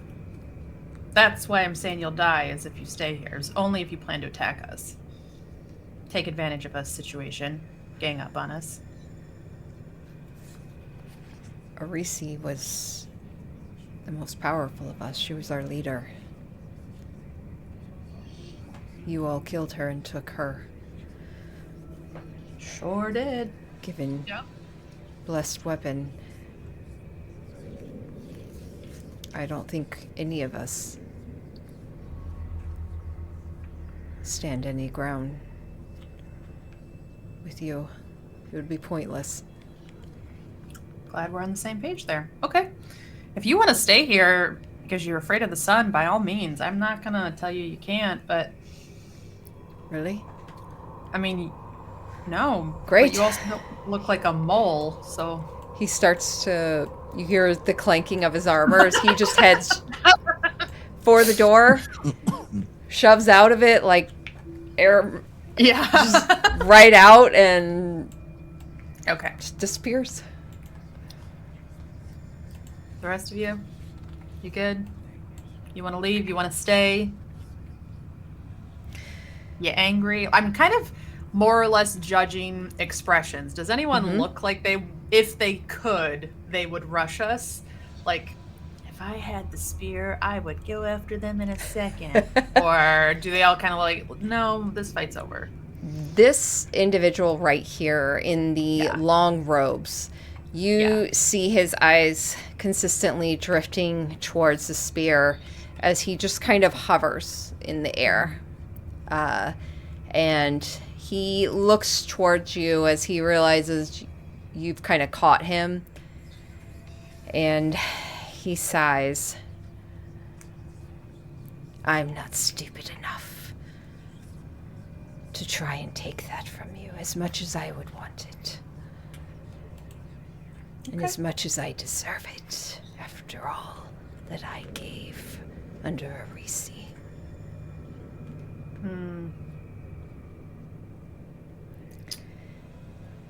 Do you know where you're going? And as he says that, his voice kind of turns into air and splits into whispers. No, but we haven't really had a great bearing since this all started, and I think we're doing pretty okay. Are you offering to guide us there? My place is here. But he points and he raises like his arm, and you just see this almost like skeletal hand kind of reach out, and he points towards this large opening in the floor where you would recall the series of kenku that dropped down there previously. All right. That will take you below.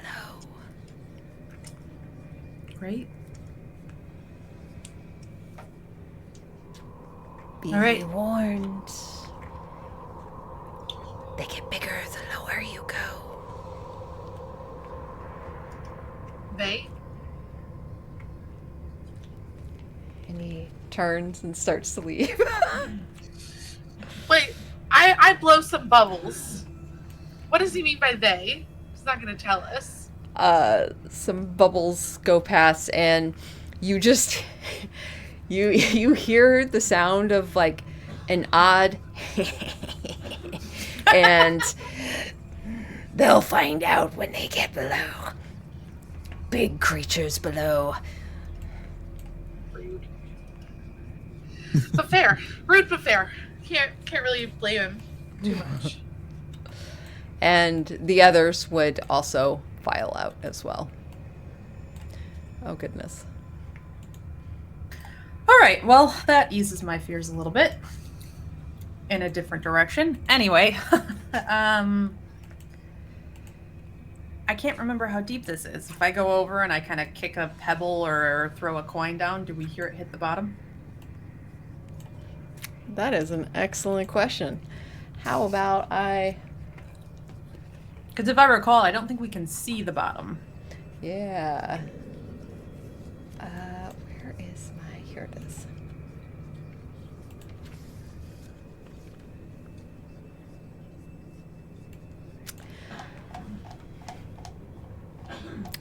Okay.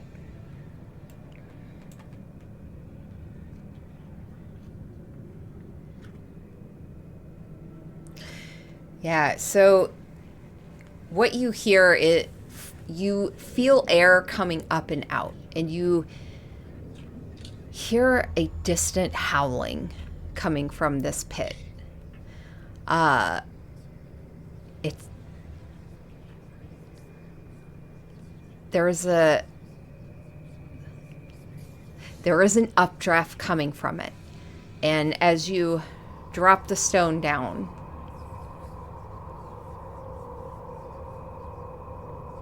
you don't hear it. Okay. Let's see. Maybe another group fly. Tempo, you take someone, I can take a couple. Is that... I just don't think we're going to be able to suspend ourselves down.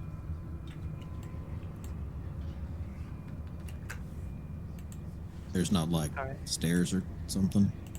Mm, Well, it might be faster to fly. Oh, all right. well, we can look for stairs. I can't see the bottom.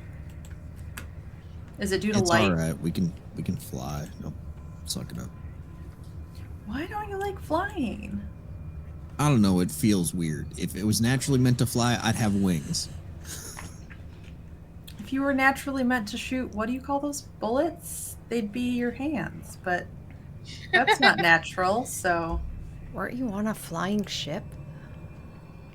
Yeah, but there's a ship. Mm-hmm. The mechanics make it work. Same with the anyway. Just move on. Tempa, what do you think? Yeah, I think I can catch 3 people plus myself. Okay. I can get 2 others than myself. I mean, anything less than that. Okay. So Yes. maybe you take a person and I will take 2 people. Well, so can take 2 people, and it takes the same resource to take. Oh, okay. 2 people. Oh, okay. So I will So I let might you as well- do the more. Yeah. Okay. So you'll do Nathan, Chara, and Rowan plus yourself. Or no, yourself plus Nathan and Chara. Sure. And I'll do Rowan. Or whatever. Yeah. Okay. You all cast the spells and Fly down. fly down. You start to fly down this pit, and you feel it's almost like flying through water. You feel like it is pushing up against you. The air a little bit more solid than you're expecting, but you're still easily able to push through. The air is hot. But as you start to get further down and further down, it starts to feel cool until it's cold. And it picks up louder and louder the lower you get. You fly down for quite some time. More And- than 10 minutes? No. Okay. I was just curious what happens if our spell, like, because now I'm like, oh, could we have just jumped? Would this have, like, Alice in Wonderland us through this tunnel and just floated down? As you're flying down, you get the sense this tunnel in particular is built to catch air cultists that have special equipment, but also those that don't. There are protective things in place. However, you would, without the actual equipment, you would probably fall quite a bit quicker. Okay. Their little flying contraptions or whatever is what this was meant for. Got it. Okay. Yeah, I'm good. It's fine. As you get towards the bottom, you hear loud rushing of air, whipping of air, chaotic airflow. And it is pitch dark. There is no light whatsoever. Those of you that can see in grayscale, as you start to get closer, it just looks like debris and dark liquid moving and splattering, and objects being cascaded against the wall. Do you continue downwards? Chara, you want to help with the light situation? I can do that. It is loud enough, this air rushing, that you have to yell to be able to hear each other. Wow. Which, I don't want to go ahead and do this. Yeah, I'll cast dancing lights. Okay. You cast dancing lights. Let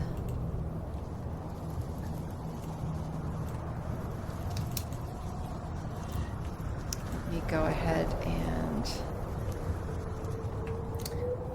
I will throw you on the map here in just a moment. He said that there were things down here. Do we think that's what this is? No, he said big things.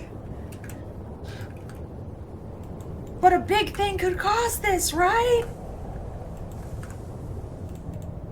Maybe.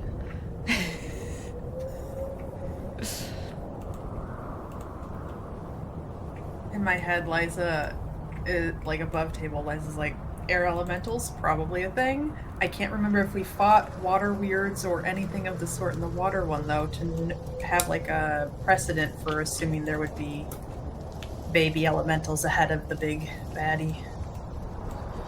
Ooh, that's a good question. I know we fought a hydra, but I don't think they had any. And the alligators. I don't think that there was any extra water elementals, were there? Just old hydra. Not that I remember. Okay. They're like the guys on the fish. Yeah. As you all continue downwards into this almost cyclone of movement,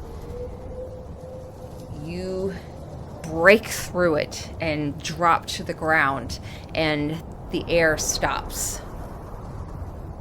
You see gore splatters the floor and walls of this windy cave. The floor is strewn with dismembered humanoid corpses, and this windy cyclone that was swirling around you, as it stops, things drift, and the air forms up into what you see is an air elemental. Okay. As its form shifts around, and I'd like all of you to go ahead and roll initiative. Oh boy. Let me get rid of everyone off of here. All right. Roll in. Oh, I gotta drop you on the actual map. Yeah, I was like, man, this sure sounds like what would happen if you were inside of an air elemental, but it also sounds like this was intentional for this drop shift, so... No, this is great. Yeah. In fact, before you see this thing, one thing you notice is you see like a partially smashed head of one of these bodies, and you see the symbol of Yansi Bin. The symbol of the Howling Hatred, the cult, carved into the forehead. The eyes open and distant, the mouth just in a frozen, open scream. Well, Nina got a nat 1, so I'm missing the first round of combat. Oh, I got a boy. dirty 20.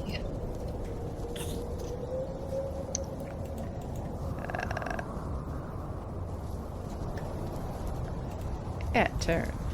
I'm holding Windhaven. I don't have any attunement slots. Is there anything that it gives me without attuning to it, or is it just it's an attuned weapon, right? Yes. Okay. Well, other than I think it has like a +1 or 2 Okay. or something to it. Oh, you could probably add that to your inventory if you would like. It is. Yeah, I can pull it up on just called D&D. Wind Vein. Yeah. You should be able to add it. It is an actual item, I think. Okay. Deanna, I can't put anything in, nor can I like see my character. What?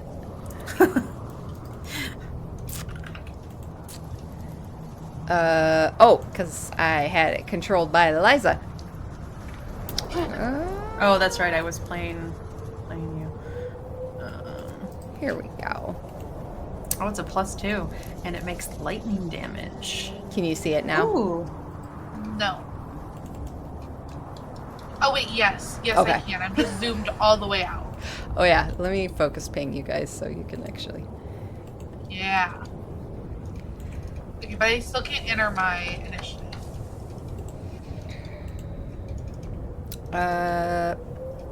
Okay, what is it? And I'll enter it for you. It's 20. It's 20. Oh, I gotta roll Romans. Abadabada. Great, solid 8. And I got a 1. Well, it would be a 3, but I did nat 1, Oh. so I'll just skip the turn. Yeah, sorry. I was just trying to add that No, in. you're good. I gotcha. Thank you. Descending. Okay. As this creature raises an arm and looks ready to attack you. Nathan, you're first.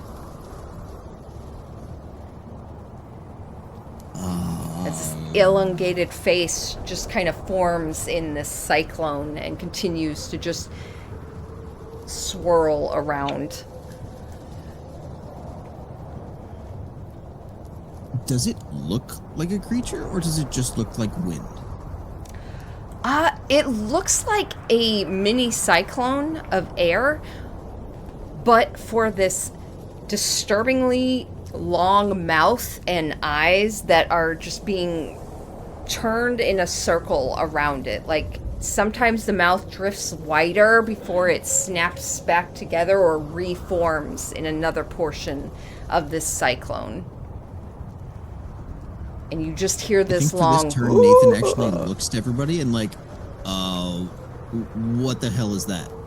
And that's just her, because I'm gonna say he's never seen an air elemental. So, But you did see All Hydra, which was a water elemental. We're going into an air cult. yeah, but I mean, Okay. No, that's fair. could be a trap, could be something else. I don't actually. That's fair. That's fair. Yeah. Mhm. No, that's fair. All right. That is. Uh, Any movement, Nathan? No, he would No? be staying between everybody, I think, and him. Okay. Do you want to hold anything or? I think he'd hold his attack if it, I guess, reaches out or does something to hurt somebody, Okay. and that I'll hold it for that. Okay. Chara.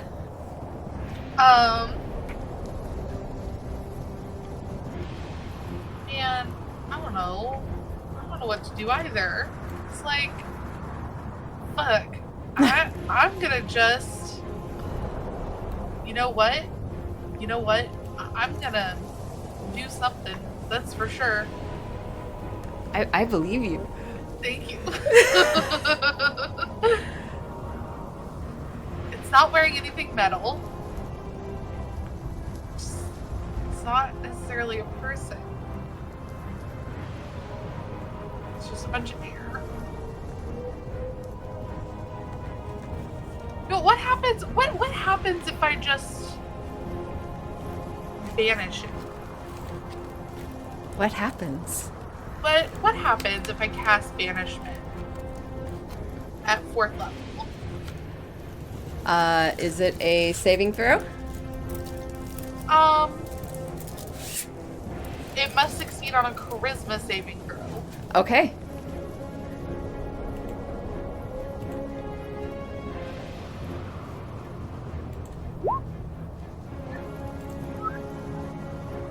It's 11.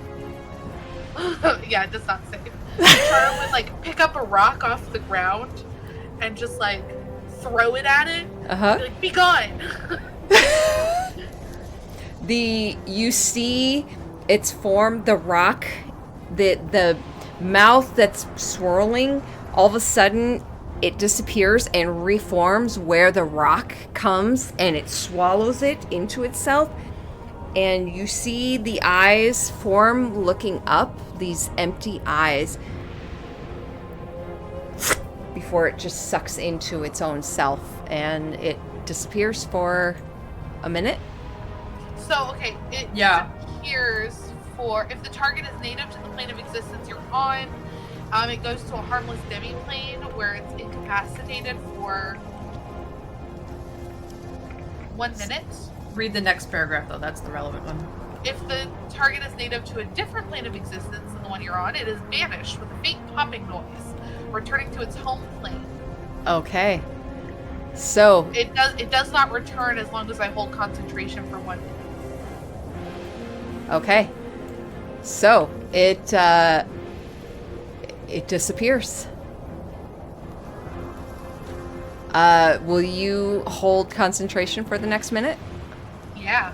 I want to see if it comes back. Okay. Well, that's the shortest fight we've ever had.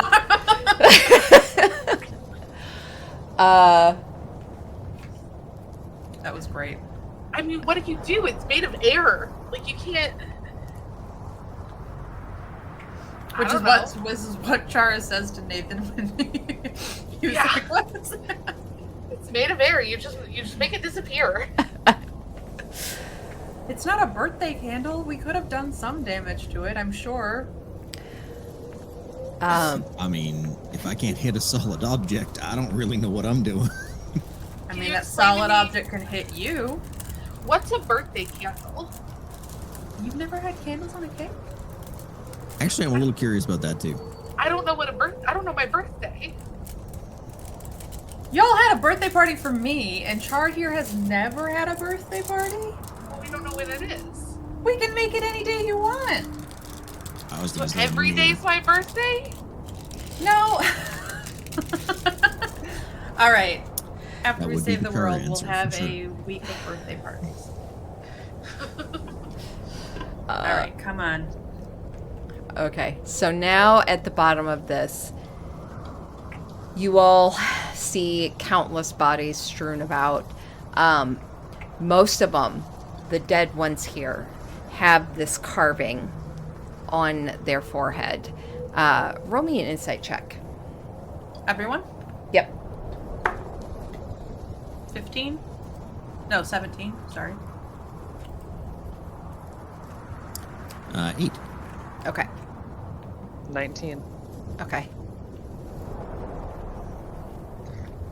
And if that's a failure, I will do things. Nope, What it am I is rolling? a far success. What am I rolling? Just insight. I'm rolling inside for a 9. Okay. Anyone who got 10 and above, it occurs to you,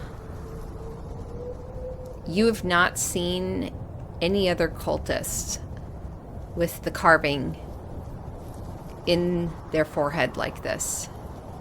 And as you start to really look at the bodies, you start to notice things about the portions where you see clothing. Farmers' clothing. Shepherds. You get a sense that these were people that were taken from surrounding caravans, towns, Red Larch, Westbridge, other areas, brought here and sacrificed to Yansi Bin.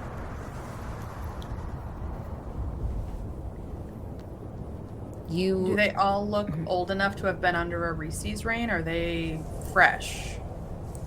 Some of them are fresh. Some of them are very old. we get back up there and that floating asshole's still there, I'm going to rip him limb from limb. Just so y'all know. There is Okay. a constant stream. It's odd because now that you are below the level of the tunnel that heads up, you stick your hand up and you can feel the draw of air that goes updraft, but here on the ground, all of the air is constantly moving seemingly north, which on this map is right when you're looking at it. The ceilings in this area, as you start down the tunnel and down different paths, anywhere from 10 to 15 feet high. It is lightless. There is an ever-present wind moving along. And not just that, but you start to hear the sound of distant screams, whispers, howling, carried on the winds.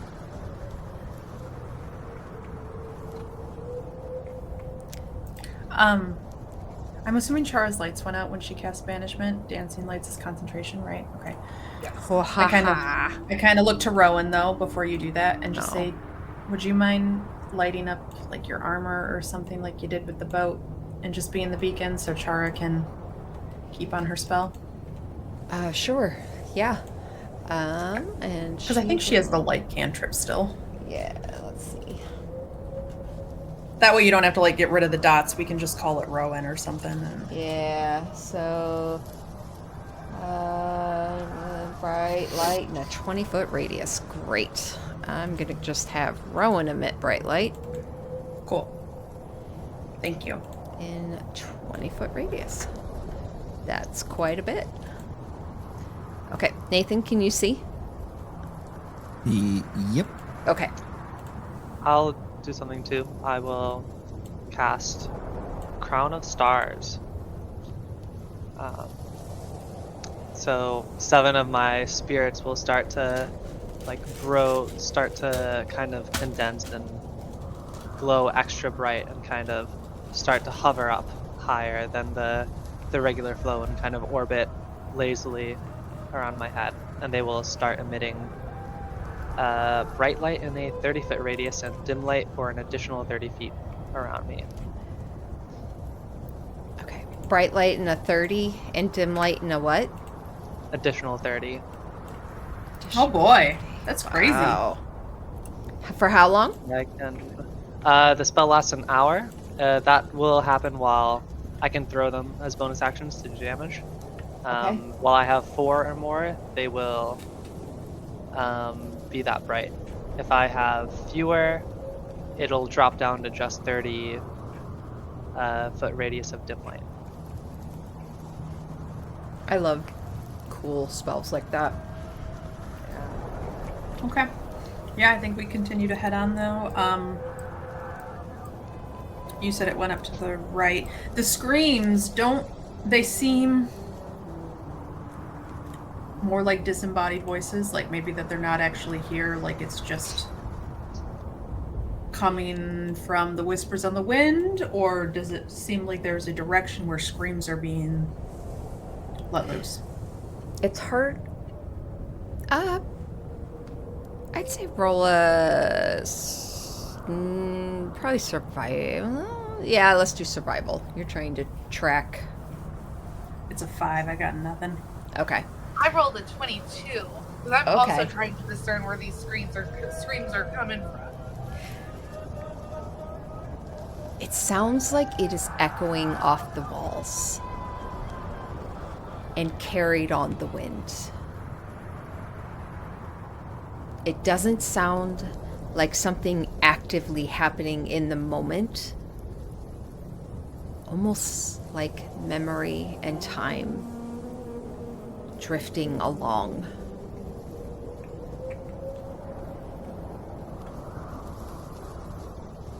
Well, I guess we know why they call it the Howling Hatred. Rowan just kind of shifts a bit. Let's just get this over with. Yep.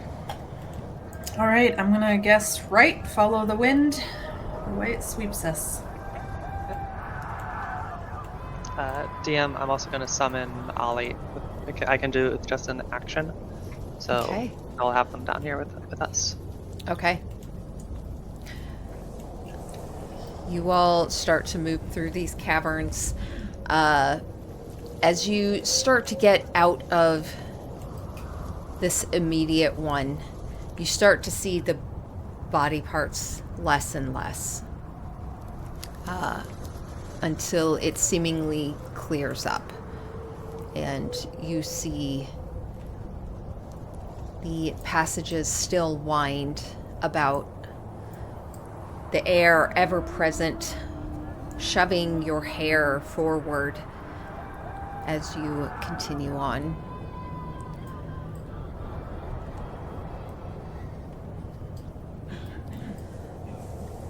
All right, we get to this split. Yeah. Is the wind pushing in any specific direction, or is it kind of all tangled up here? Here, you kind of feel it hit against the wall before it swirls, and air from the tunnel to the south starts to push, and it moves north Okay. this way. I would like you all to roll me stealth checks. Yeah. Also, is Wind Vane doing anything while I'm down here? Great question. I got 21. a dirty 20. Dirty 20. Nice. Okay. 19 for me. 19? And Okay. you'll kind of lean over your shoulder, Nina. Do we know where we're going? And I think that's the moment she kind of looks to the spear and is using it to kind of guide her on the wind.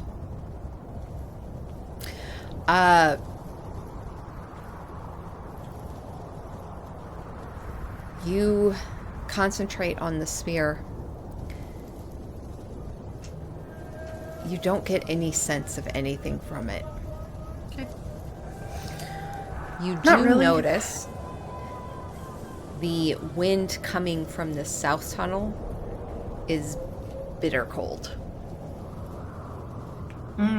So maybe we should go into the wind. Like that's where it's coming from, is the portal. I don't know. I'm no good at this tracking stuff.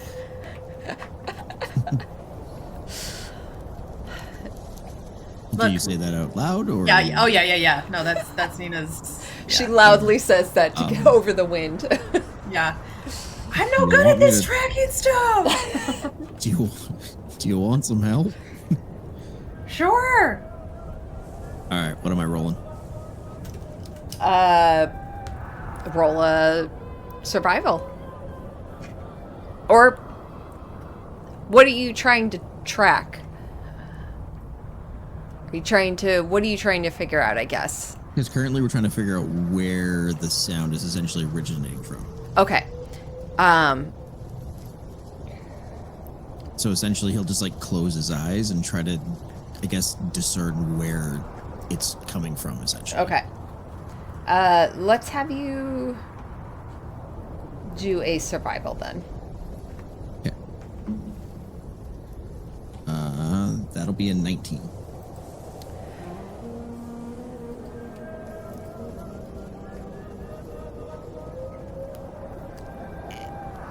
It's much like Chara kind of felt.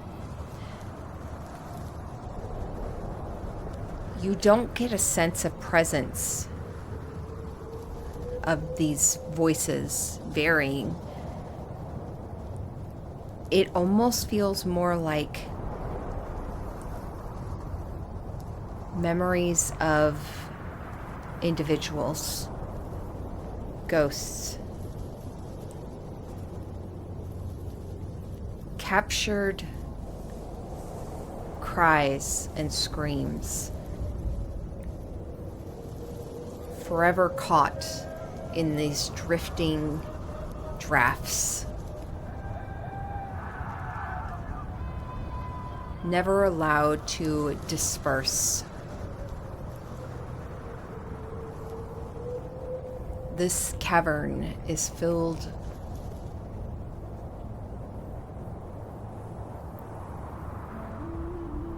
with final moments.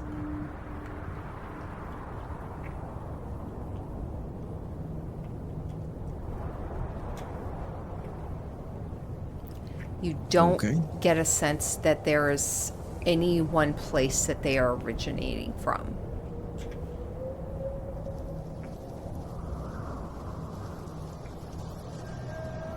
All right.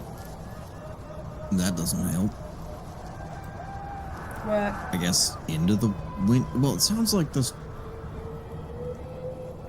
voices are everywhere, all at once. Mm-hmm. It's kind of hard to picture. Like there's no origin. It's weird. Well,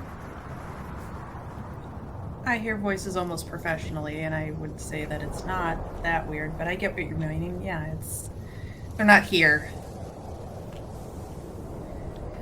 Okay, well, let's think. When we were at the Crushing Wave, the Raging Torrents, did the water flow to the node, or did it flow away from the node? To the node until it filled, and then it was away. So I think we follow the way the air is going to get to the node. Maybe? Yeah. Sounds like a plan to me. Yeah, if we want to take time, I can sit and project my vision. But if we want to press on quickly, I have no complaints. I don't think we're under any time constraints that would stop you from doing that. So if it would make us feel better to check both directions real quick, we can. As we all scream this over the wind at each other. Yeah. All right. I sit down and I cast Arcane Eye, as I can do without expending any resources with my Warlock Visions of the Distant Realms feature. So I cast Arcane Eye. It's just an eye. It has dark vision to 30 feet. I see through it, and I can move it as an action 30 feet. So it just moves around at fast walking speed. Okay. And I can scout out with it. Okay. And, I'm sorry, how long does it last again? It lasts up for an hour. As long An as I hour. concentrate on it. Okay. Do you wish to move it, first choice, north or south? Which way is the wind going? The wind is going north? Yes, the wind is headed this way. Okay, I'll head south to start with. Okay. You head south. As your arcane eye Can I just drag my character token? Yeah. See it? starts to wind its way up and around. It's just sight, correct? Yes. Okay. Yes. Cannot hear. I just hear back where I am. Your eyes fall upon a cave where the ceiling opens up about 30 feet above. You see a frozen pool, ice crystals glittering on the floors and the walls and other rock formations, and snow whirls about on these strong gusts of wind.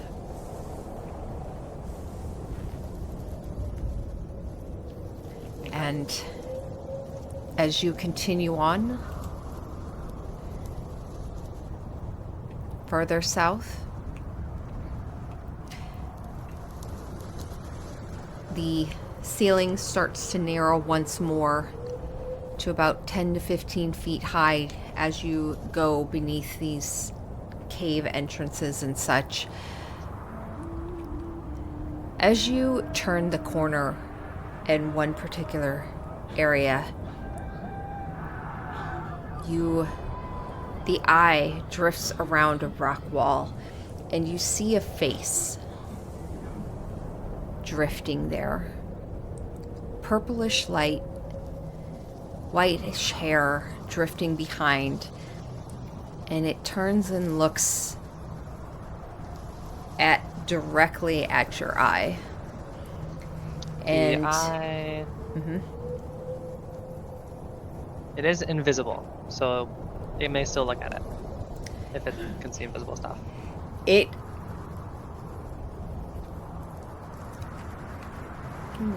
This is a good, actually, question.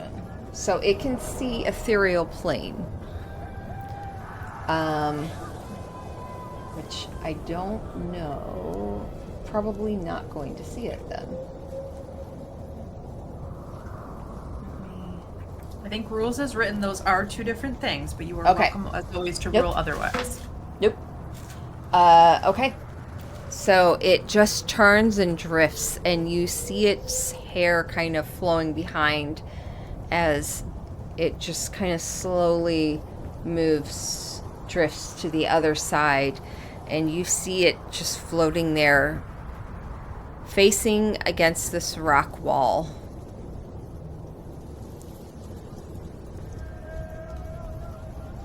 It's like humanoid. At one time.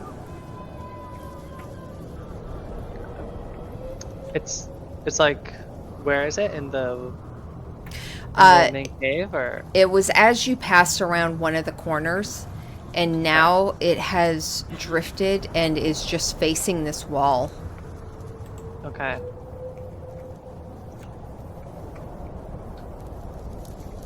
I will cautiously continue on, glancing back at it every couple of seconds. Glancing back at it, you see it suddenly ball up, and then its arms just like fly out behind it, and it just screams. You can't hear it though. Nothing comes out, but you hear a distant scream on the wind, carried and echoing.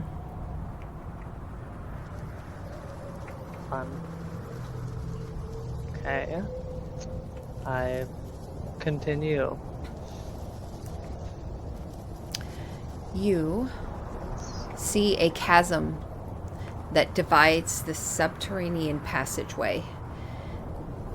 It continues on the other side, about 10 feet away, but fog obscures the chasm's depths. You cannot see how deep it is.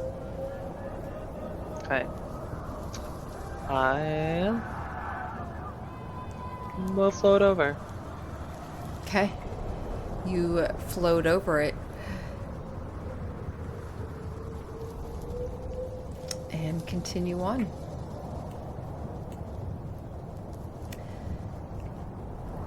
You come to an area, and as you start to head a little north there, you see two humans, an Aarakocra and a drow, hang suspended from hooks connected to chains. Blood pools on the floor beneath them. Beetles scurry along the floor, walls, and down the chains and onto the victims, which faintly struggle, rasp, and moan as a breeze turns them slowly around. Debris, including tattered clothing and broken weapons, are scattered against the walls. I found their self-mutilation room. I yell over the howling wind. Are you sure it's not like the ones we found in the cage? Is it a punishment? Probably something like that. All right. Worth checking out, baby. Yeah. Okay, I'll keep heading north here, I suppose. These tunnels are pretty extensive. As you say that, another ghostly figure just almost comes out of the wall right in front of the eye and startles you as it just drifts and passes right through the eye. Seen a lot of these weird ghosty fellows. Purple, long hair, screaming. In this room that you are in, your eye sees dwellings carved in the walls of this cavern have been torn asunder by some intense force. Ruins of several dwellings resemble gaps in the walls and piles of rubble. There are scores of small humanoid corpses scattered amongst the ruins.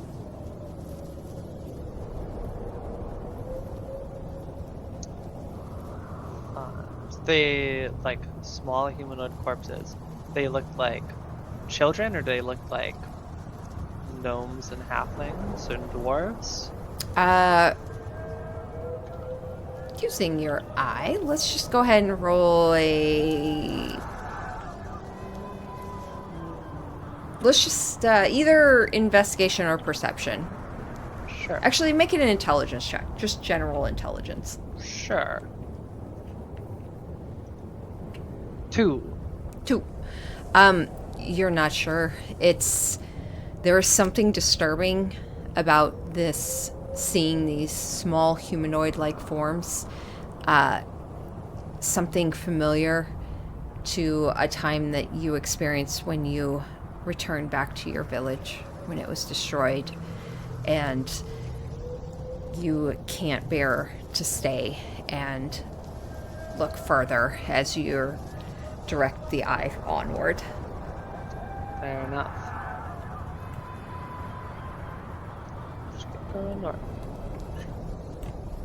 The air at this point, well, actually, it doesn't matter.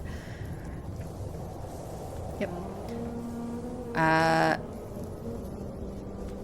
Yeah.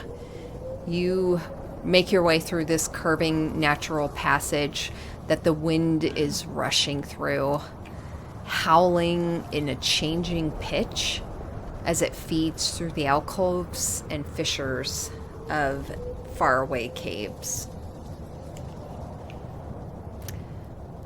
Let's see. In that area, Different chasm. yeah, you find multiple stalactite, almost like a weird stalagmite garden. The rock formations are smooth and contorted. Their natural forms weathered to be chaotic and abstract.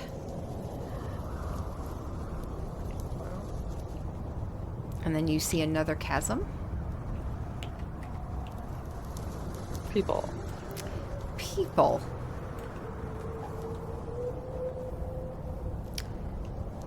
Here,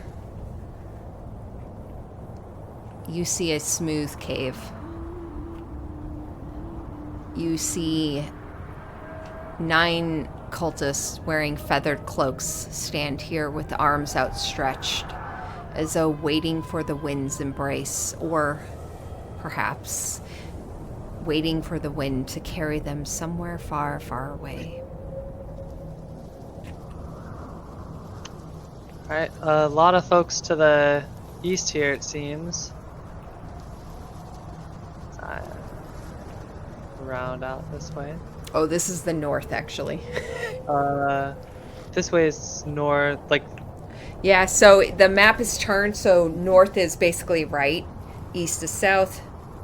Okay. I'm sorry. Yeah, east is down. Down. Yeah. Ugh. Okay. A lot of folks over here north. Who are these folks? You come to an intersection of 4 tunnels. Two braziers burn with green flame lighting the area. Numerous rock columns join the floor to the ceiling. Severed silk ropes, darkly sodden with blood, sit at the base of these 3 gore-splattered columns. Tied to 2 other columns are 2 women, each with a symbol cut into their forehead.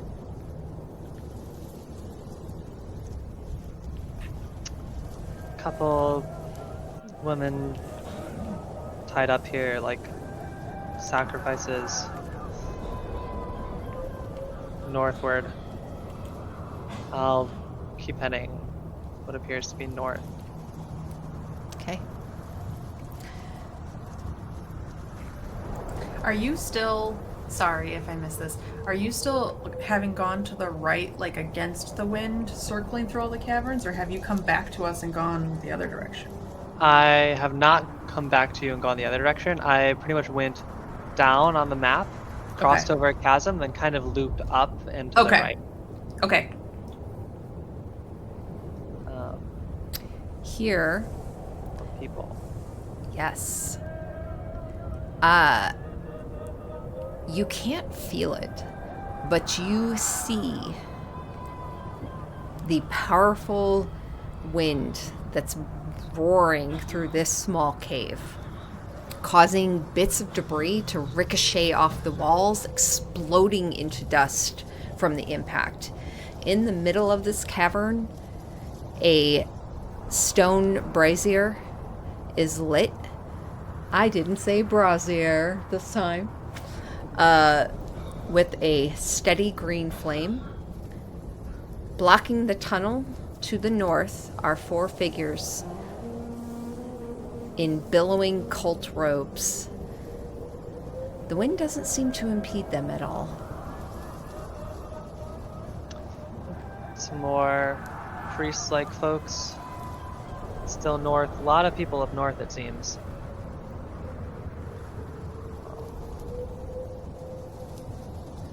I don't know if this is the fastest way.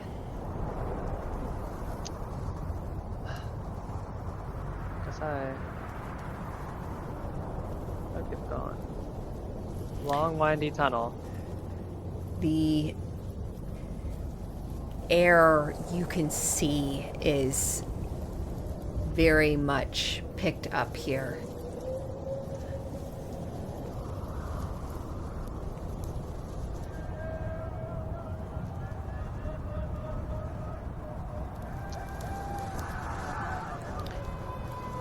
In the middle of this cavern, spikes of stone jut upward like 3 immense claws.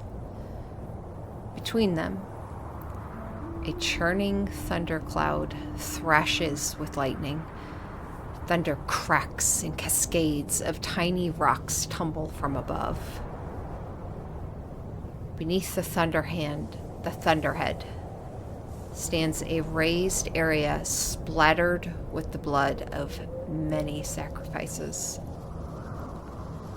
A silvery window is sometimes visible in the center of the cloud. It opens onto clouds in an endless sky. I think I found what we're looking for.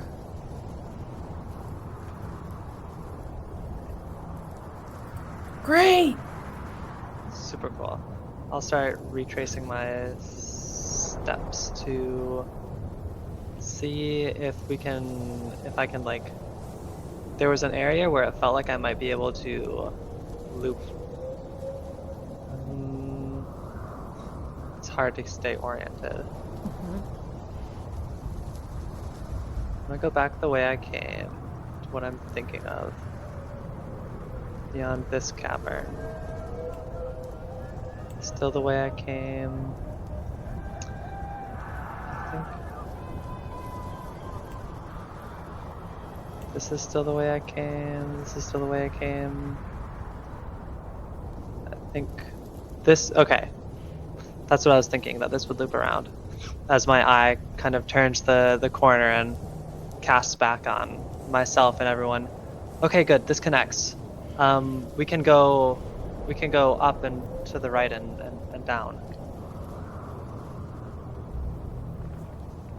And that seems like the fastest way. There's a chasm we might have to cross over. A chasm? And I look to Rowan and Nathan. We don't have great luck with chasms. Yeah. Not Maybe great. maybe there's a way Usually, to. why are you yelling? The It's wind's loud. not enough. Yeah. It's I can hear you all just fine. I don't know what issues you're having. The DM says we have to yell. Rowan's like, I can barely hear you. Oh. Maybe it's because I can't see very well or something. I don't know. Or I'm used to loud noises. But yeah, I'm fine.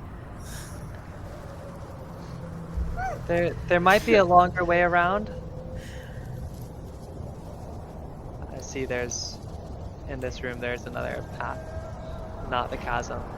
So it might head around. You said there were people there, right?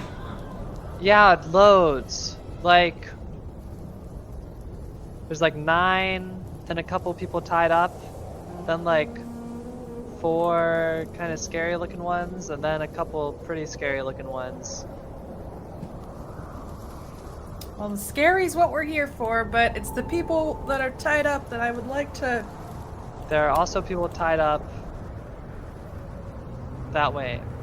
I point to the east, which is down on the map. Circle there Okay, first. we got a couple places to go. Where first?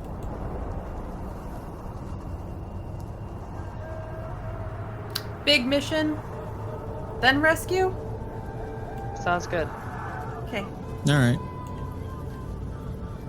So, which way?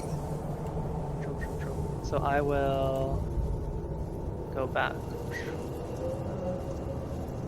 Wait, not this way. Bam, bam, bam. Whew.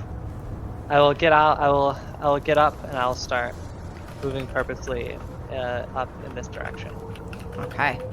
And we'll say that probably took a good hour for you to weave through the entirety of this place. The rest of you waiting here. So you technically the rest of you would get the benefits of a long rest. Or, I'm sorry, a long Short rest. rest? Short rest. It doesn't do anything for me, but that's okay. Currently, yeah, nothing. Oh, I did not long rest Rowan before. Hold on, let me do that. Oh, yeah. Yes, please. Let's, And they are still level 12 technically. But I'm not gonna level them. Yeah, let me just see if there's anything... Cleric. She's a war priest? Yeah. Right. I just want to make sure there's nothing fancy that she'd get at 13, but I don't... Nope. I think we're good. Okay. It would have just been spells, and so we can wait for Kara to handle that. Rowan would follow behind you, Tempo. Yep. All right. I lead the way.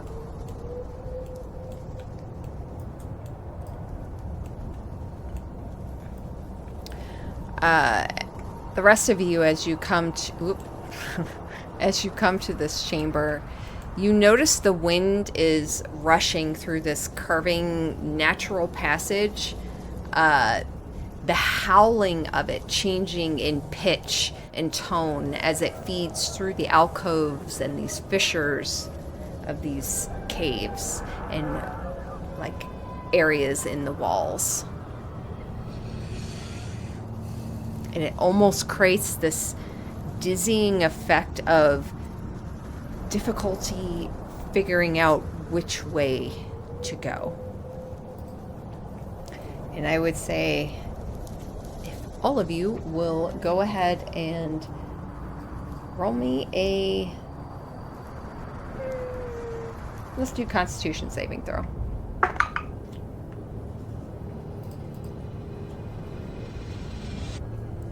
17. 21. Okay. Dirty 20. Okay. Okay.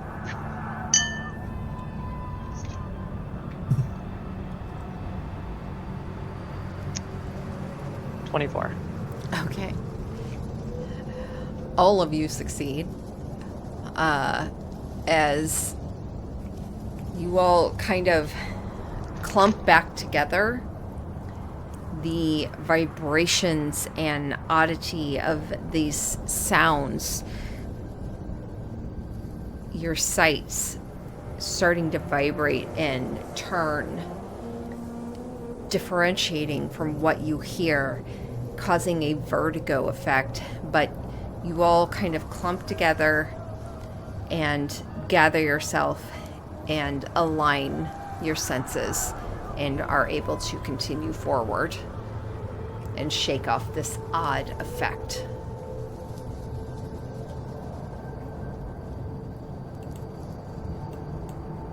Okay.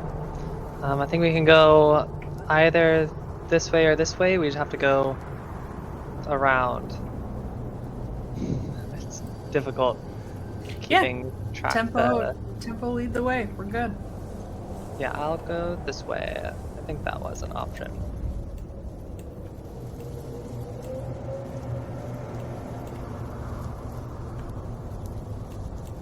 Oh. A lot of windy passages. So, since that arcane eye took an hour, how long does your star spell last? The crown of stars only Yeah. lasts an hour, so that would fade. Okay. Rowan, because it's a cantrip, she would cast it again on herself. She would cast light.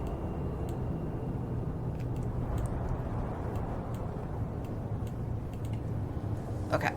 As you all continue onward, the light a little bit dimmer, but still very easily able for you to see.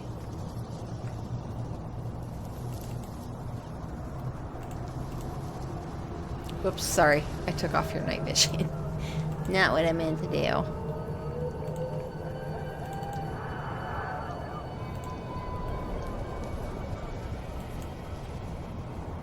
Wait, what the heck? Hold on. That's what I meant to turn off. Okay.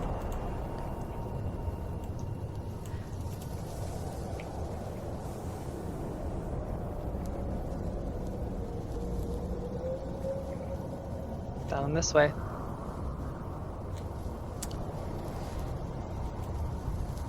As you come into this cavern, Tempo, you kind of got a little bit of a view of it. The wind blowing through this odd stalagmite garden. The rock formations are smooth and contorted, their natural forms weathered to be chaotic and almost abstract, as if purposeful in the formation. These are weird, right? Definitely weird.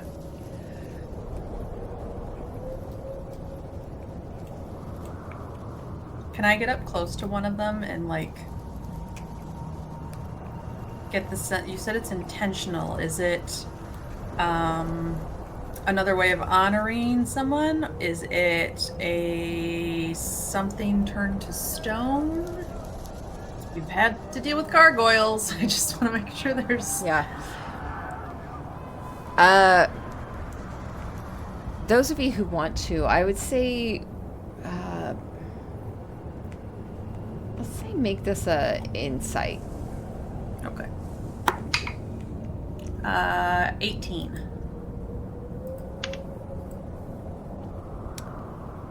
Insight or intelligence, anyone that wants to. You rolled an 18.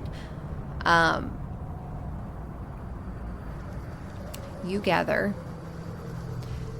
the stalagmites are formed in such a way as if carved by the wind. It looks like a line of figures struggling against the wind. Faces of the dead in a ever frozen battle onward. I don't think they're petrified. I think it's just some weird, sick artwork.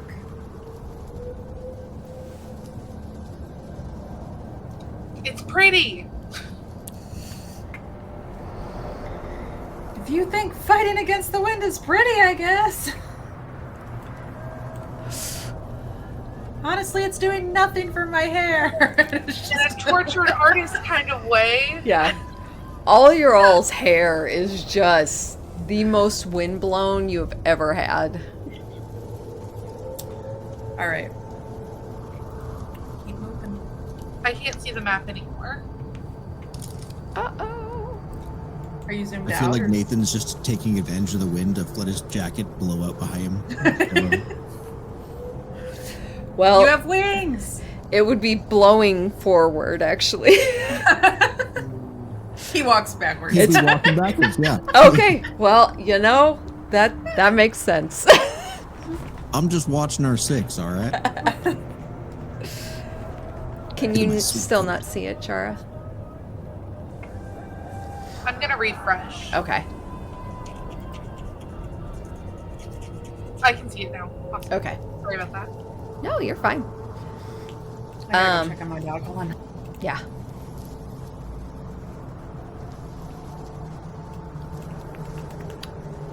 You all continue forward. You see a break here.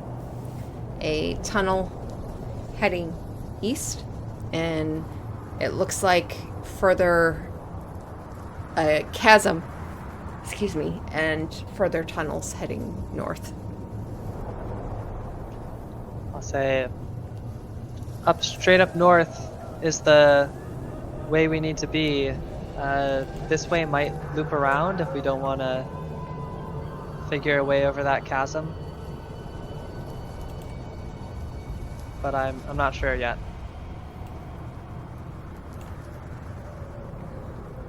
I would like you all to roll me stealth checks once again. Ooh. 16. That's a 1 for a total of 4.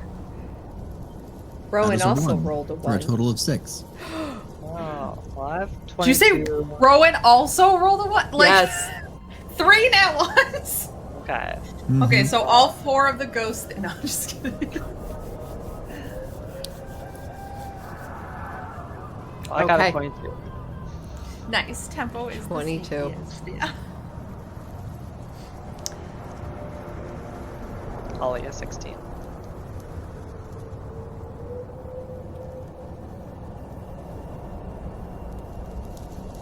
Roll me a... One of you. Roll me a... There's 5 of you. Roll me a d20. I got it. 18. 18 ghosts. God, I hope not.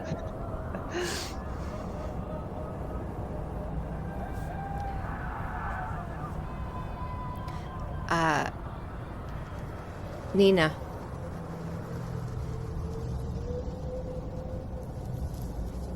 You hear girlish laughter.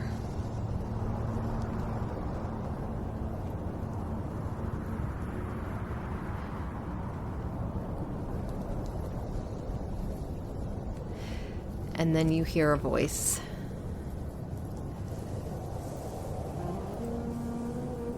You're so stupid. Can't you do any better?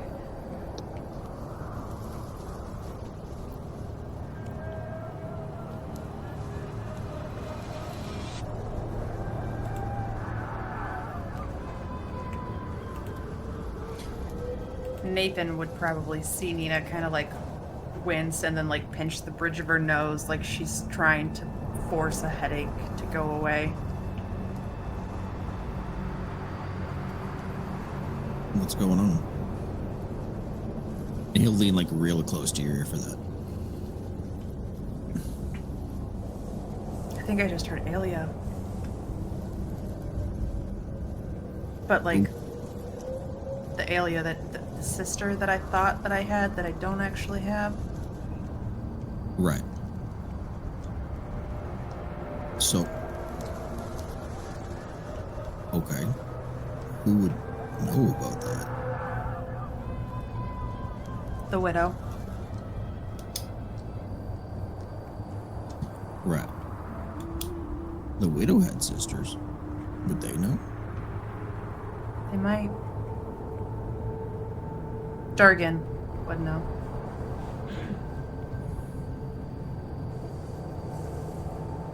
Okay. In this moment, what would you like to do about it? Nothing, I just caught me off guard. You know, kind of like reach up and grab your shoulder and pull you in quickly while still walking slowly. I'm here. Anything you need, just tell me. Let's just find this node.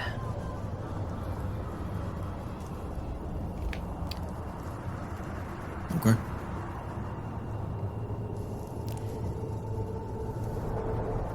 That's why they liked me better, you know. It's because I always kept my guard up.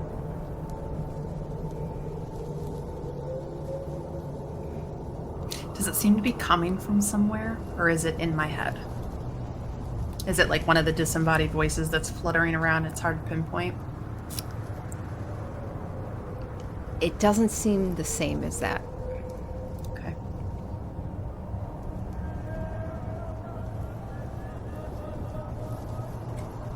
He's cute, though. Shut up.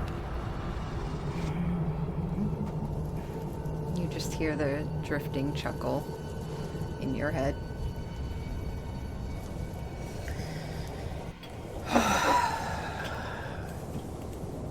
She thinks you're cute.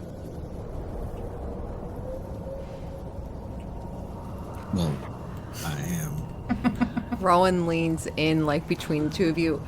What's going on? Just hearing voices. Okay, that's not good, right? Like, I mean, it's historically, not. that's been bad for us. Yeah, but it's also historically something we deal with, so it's not coming from somewhere. I can't tell you to go hiss something to make him go away. Okay. But if I look like I'm about to hurl a spell, duck, I guess.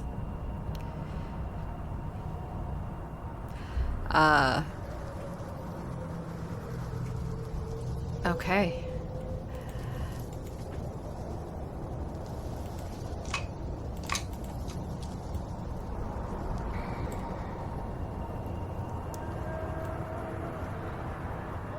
Which way would you all like to go? So I'll say, across this chasm, this is the way we need to be. Going to the right might go around. I mean, I can check. I'll check. I'll sit down and I cast Arcane Eye. Oh, we can also go. I mean, it's not that big of a deal. Yeah, let's just walk it. Okay. We can't go the cavern route anyway, so. All right. Down it is. Let's start walking. Okay. You all start to head down, and you come into a cavern. This cave, it has a very uneven floor that is covered in toadstools. The toadstool caps are spotted white, purple, green, and blue, Some are as low and as wide as forest ferns, while others stand as tall as humans. Their stems are thick as the trunks of trees. And then still others shed a faint light, eerily illuminating a sloped passage leading down to the shore of a placid body of water that also glows dimly. Beneath whispering gusts of air, the sound of dripping water echoes as here the sound of the wind turns to just soft gusts.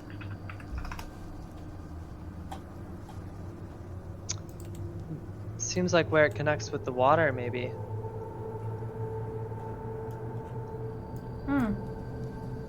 Doesn't really look promising for getting over that chasm. No, and if anything, it's probably heading us back towards the water cult. Alright. Well, at least we're not yelling for a second, and didn't lose too much time, so. So back the other way? Let me see around this corner at least. I'll kind of not go into the water. I'll cast Arcane Eye. And I can move 30 feet in a round, so it's like a 10-second ordeal for me to peek around this corner and see if it goes the way we want.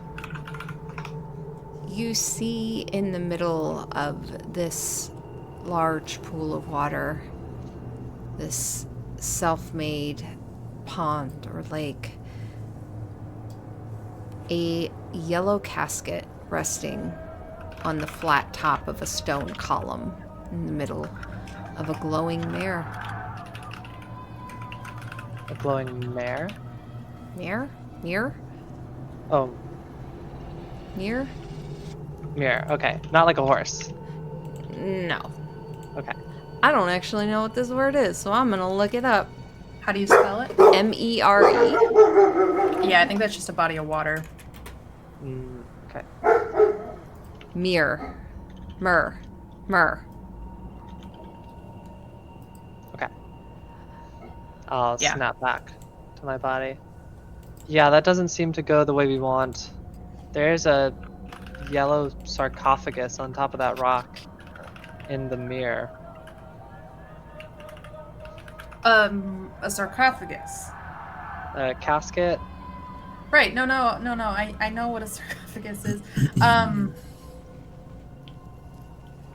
just trying to decide.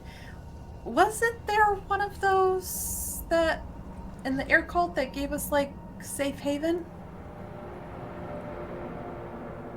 Yeah. Ooh.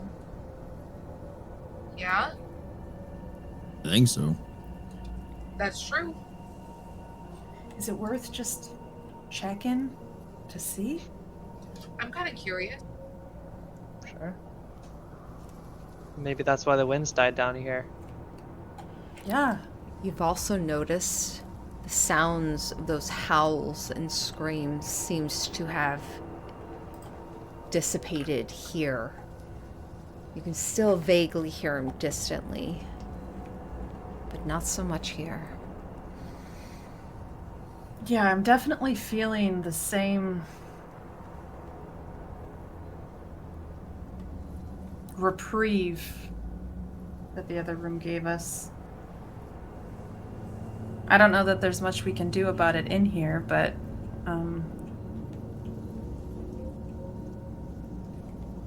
it's good to know, I guess. So do we want to check out the casket or? Can you get over to it easily? I mean, how deep's the water?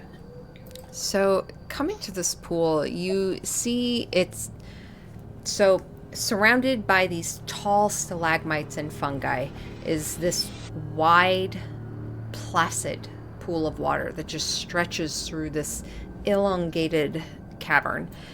The water glows just a soft blue. And in its shallows, silvery fish dart in and out of sight. You see this natural stone column in the middle that rises about 20 feet. It is slick with water and fungus.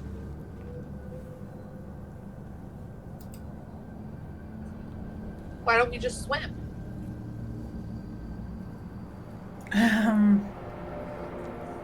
You guys can. I'll stay here.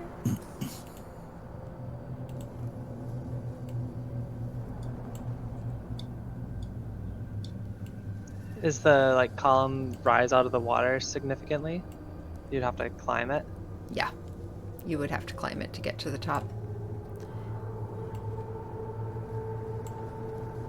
And it does look, based on the slickness of the water and the fungus, you gather it would take a little bit of effort.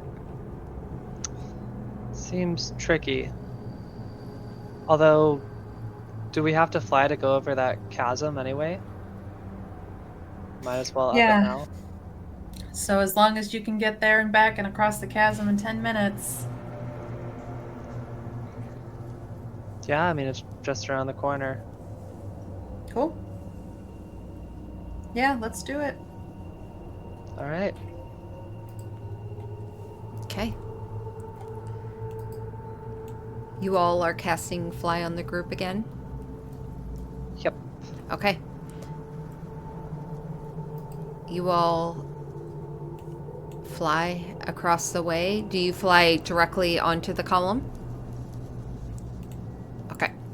Yes, that is what I did. Okay. Great. Okay. I think we can let Tempo, Rowan, and Chara go. Nathan and I can hang back. That way we're not using all the spell resources, maybe? I Sounds think- like a good plan to me. Yeah, I don't think... I can always do it later, but yeah, just in case something happens and we lose it, I don't want to... Yeah. Sure. Okay.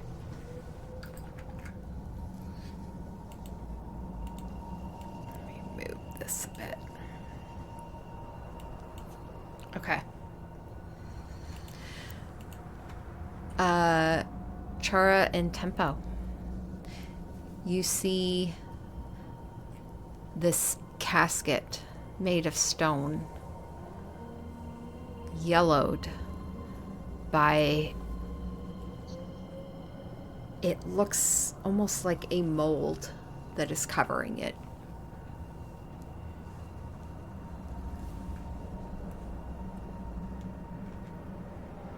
It is blissfully quieter here. The water barely even moving, simply soft lapping by the movement of these beautiful silvery, tiny little, almost like minnow fish that dart in and out.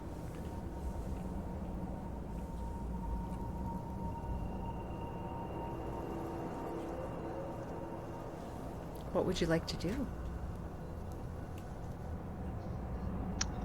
What do we want to do with it? Do we want to open it?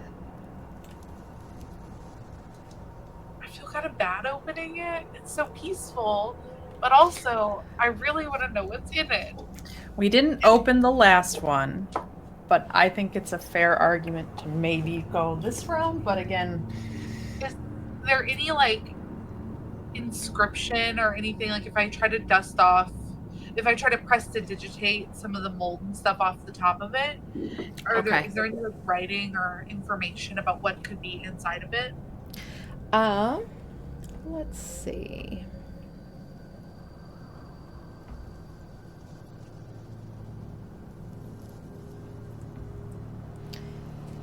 You press to digitate some of this yellowish mold out of the way, and as you do, the first batch you press to digitate, you see a very slight cloud coming from it, But because you specifically use that, it disappears. And you start to see inscription along the casket in Dwarvish.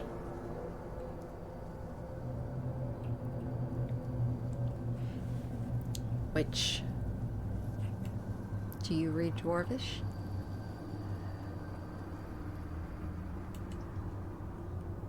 Muted.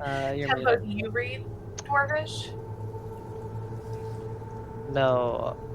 I could if you give me 10 minutes, but then we wouldn't be able to fly anymore. Fuck. I also can't read Dwarvish.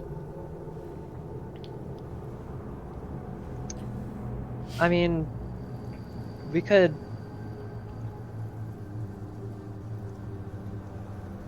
I mean, if we want to take another hour to rest, I would be topped back up. But otherwise, it seems like a bit of a waste. Maybe we kind come of- back for this? Sounds good. Yeah, people being tortured. Right. But And it's I a have safe this- place, yeah. But I just have this feeling. I just have this feeling. This is somehow important. Well, all of the ruins we've been in have been Dwarvish ruins. This is probably some great lord of theirs buried.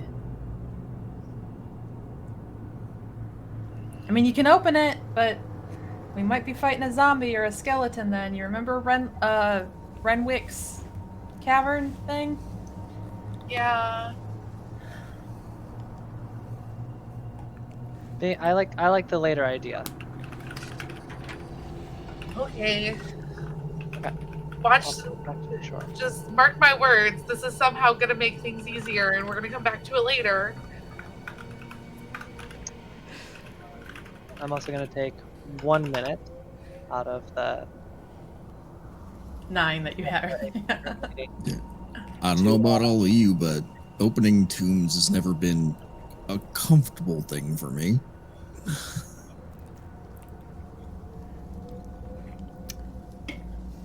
Okay.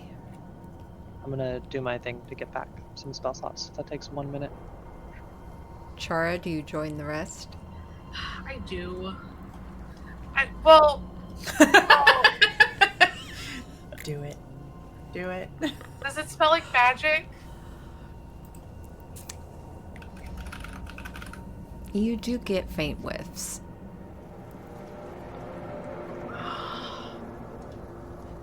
What would happen? Let's just play for a second. I wonder what would happen if I cast Dispel Magic on this casket. Okay. You cast Dispel Magic.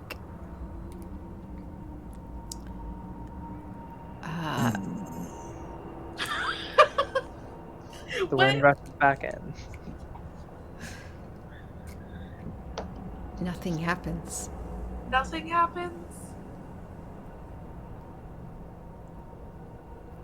Okay. Char looks longingly at this casket. And then flies back to the group. No, Char's gonna open it. No, 100%. I was like, Char flies back to the group, and I'm like, that's not very chaotic of her. I love this. I love this so much. Okay, so you open it. Yeah, what happens if I open it? Make me a strength check.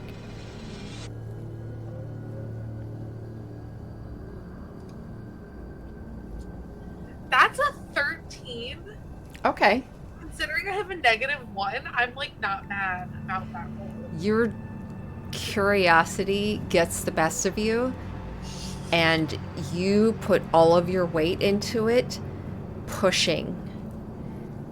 The rest of you on the surface just hear a as this stone slides a bit. Chara, you see the bones of a carefully laid dwarven individual. Armor still placed, and you see dust, a cloven skull and helm, a battered breastplate, and a gleaming short sword clutched in its hands.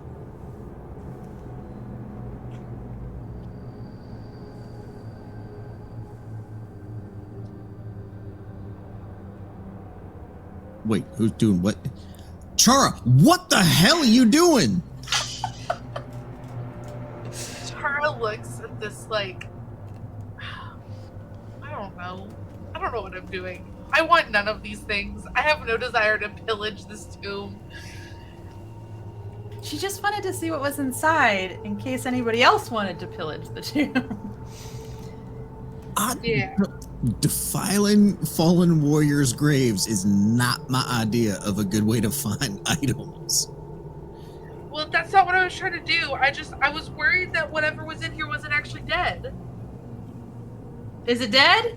Yeah, it's What dead. the hell gave you the impression it might not be? The fancy writing on the top of the tomb made me think that maybe I don't know. So the fancier the casket, the more you think the person in's alive? I mean, all right, let's think about this logically. This is a magical area. There's obviously some magic happening. We're in a cultist temple. This is different magic. So you think good magic? Yeah. How did you get there? All right, we at least got to get across this chasm. Okay. All right. 7 minutes. Fine. Char will fly back. We'll push the casket closed. Okay. Oh, thank God you at least closed it. Actually, before she does, what happens if I touch the sword? Does it come alive? Is this a terrible? What if I You touch go to start closing it, and you just can't help it. You reach in, and your fingers brush against this gleaming sword. Nothing happens. Okay, great. Then I push it closed. We gotta figure out what this says at some point, and then she leaves. Okay, I can do that later when we have more time. Okay, grab Nathan. Come on, and I'm gonna cast Fly on the two of us so we can join the others. All right, there's a bunch of people on the other side of the chasm, so guns blazing. You got it. Guns a-blazing. So you're headed north. Okay. As you get to here, let me have you pause for a minute.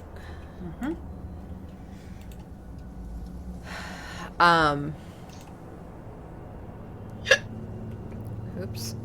Sorry.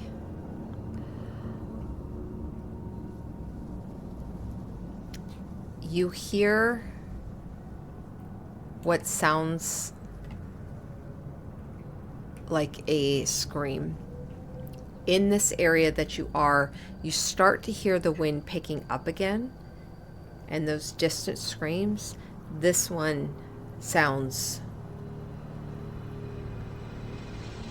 more imminent, more real, more like emitting from actual vocal cords and lungs, and is seemingly coming from your left. Oh. Shit. I'm gonna... Probably one of the ghosties. That didn't sound like a ghosty. Is that what the ghosties sounded like? I don't know.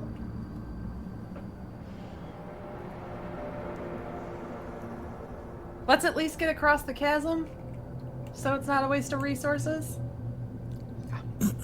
Oh no, I can't tell. Okay, I'm so curious. Ours just started with 10 minutes, so I'm gonna use a couple of seconds to go. If I peek around this corner, do I see anyone? You go into that corridor, and immediately the wind picks up.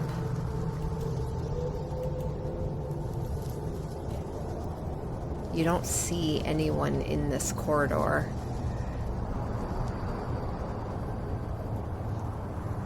Kind of look to Nathan. I think it was just one of the ghosts.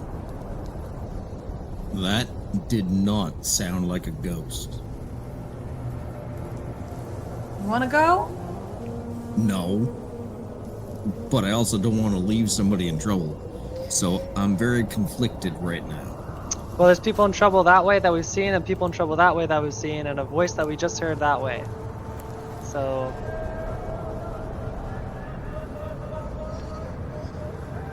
Let's come back this way later. Okay. I'm trying... DM, how did you describe this voice? This voice did not sound Imminent. detached or echoey. Okay. It sounded in pain? It sounded more flesh-like and in the moment. Okay. Oh, fuck, you're right. I think we gotta look at this. I think this person's in trouble. Right. Rowan would immediately go stretchy. Grow 3 times. And then be small, stretchy. Oh god, I have totally fucked up her. There we go. Yeah, she would immediately march up towards you. Well, which way? You can fly pretty fast. Well, Following behind once us. again, let's just turn and burn, I guess. Okay. Wait, I can kind of see someone around this Oh. corner. This is the, like, punishment room. Coming around the corner, you see much what Tempo saw, which were 2 humans and an Aarakocra, and a drow that are suspended from hooks connected to chains. Blood Oh, thank is God, I pooling. thought they were on hooks. Oh, they are. Like through their bodies? Okay. Like through their shoulders. Yep. There are beetles scurrying to and from along their bodies. The wind faintly pushing them, and you just see these forms. Every now and then they twitch and cry out.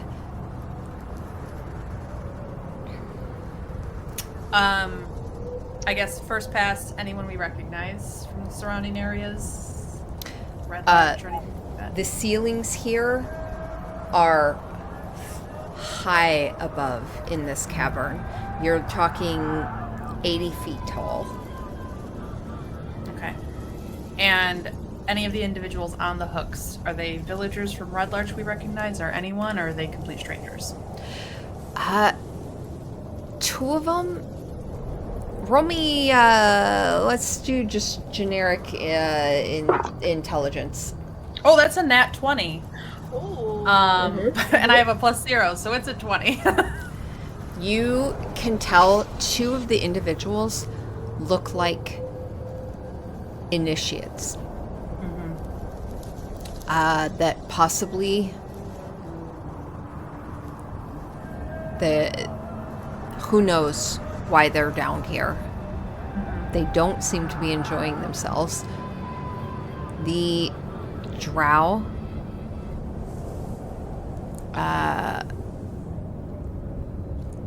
you see they're wearing clothes that are bloodied and torn. They don't look like farmer clothes. They look more like something you would expect a librarian to wear, or like something along those lines. Someone who's more learned. And the Aarakocra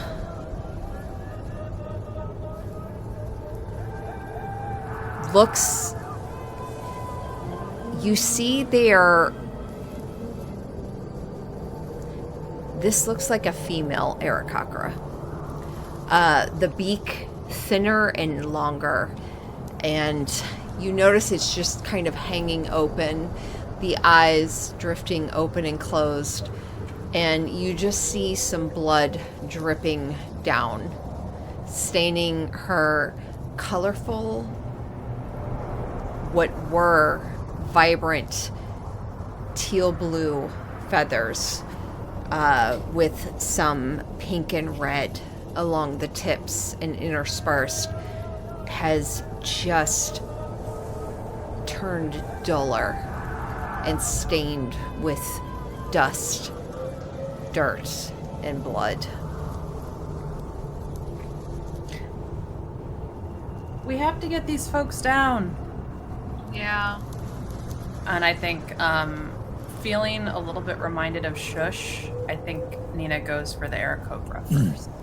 Okay. All right. They are Make one hanging... grab whoever's next. Yeah, they're hanging about 40 feet off the ground. Can I actually fly up to where the chain is hooked and try to unhook it and slowly lower them, as opposed to trying to lift them off? Like, I feel like that's going to be more of a struggle than just breaking the chain and lowering them to the ground. Yeah, so going up to the ceiling, basically. I think so, yeah. Okay.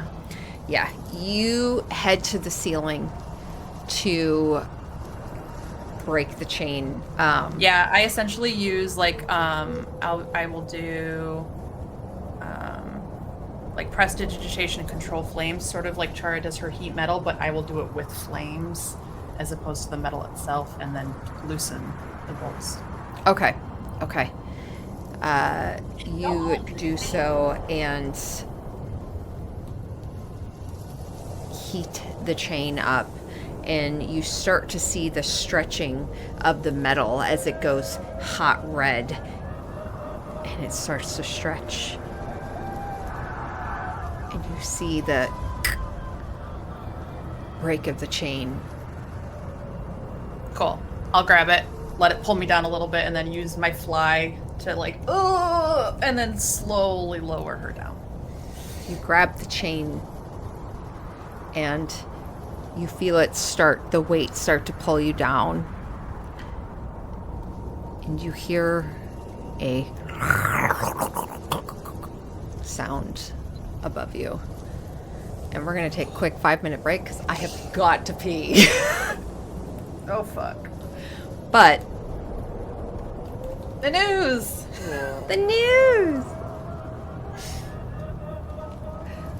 Yes. Quick 5-minute break, and then we'll have everyone roll initiative. Cool.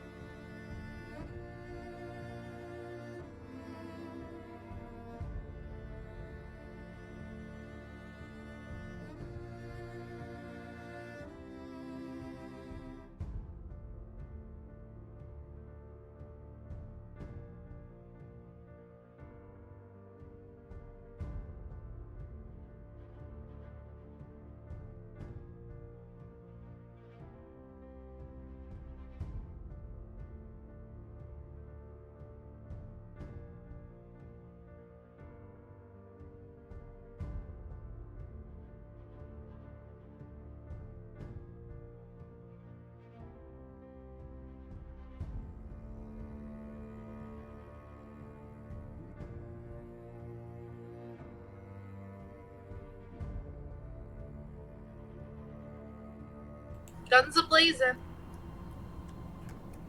Unless they're non-hostile, and then we'll And figure she'll it out. like, Yeah. Chara would like make finger guns at Nathan. Well, I guess we can give him a chance. All right. Following your lead. All right. I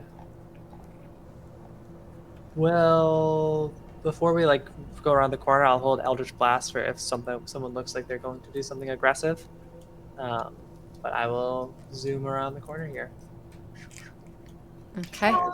Bunch of people. Yeah. You see a whole grouping of people. Fuck. All right.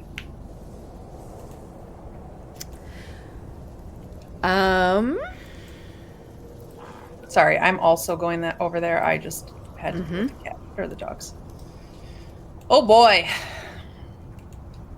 We got this. We got this.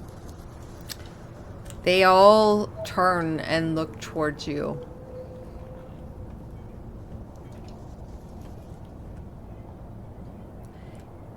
I will give you 1 round to decide what you do. I know what I do. Go for it, Chara. Nina's got Wind Vane in her hand. How tall are the ceilings here again? Here they are, in this cavern in particular, they are 30 feet. Okay. As Chara hits the ground, she's gonna like kind of collapse onto all fours and like breathing heavy and just like, is it still following us? And she's gonna say it loudly and kind of look around wide-eyed. Did it come this way? Or did you see it? She'll look at the closest cultist member to her.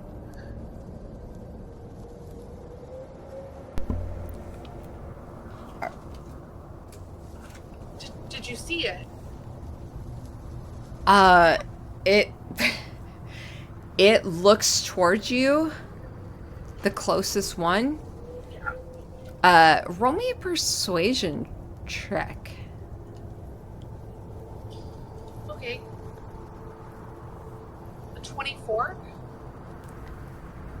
This individual, seeing the group of you flying towards it, everyone here readied. And as you say these words, flying towards them, you see their head tilt a bit, and the eyes look past you. What? See what? What did you see? The dragon. And as she says this, she is gonna cast Major Image behind her. Okay. Of what looks to be a dragon coming up over the edge of the chasm with its mouth wide open, much like she's done in the past. This is gonna sound familiar to everybody but Tempo, but I'm gonna cast that. It's my last 3rd level, but Okay. I'm going to need everyone to re-roll initiative. Oh okay. boy.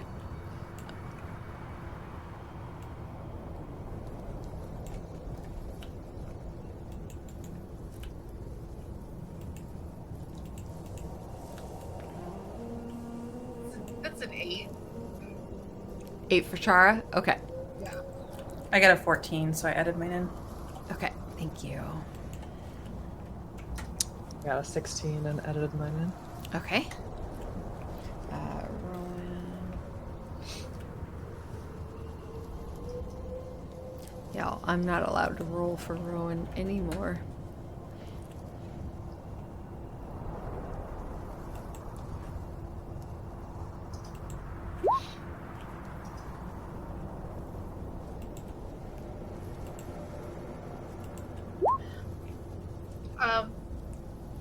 I'm gonna not cast it at 3rd level. No, I'm gonna cast it at 3rd level. I just won't do anything else. What did you get, Nathan? 24. Oh, okay. You already had it. Okay. Okay. As this massive dragon appears and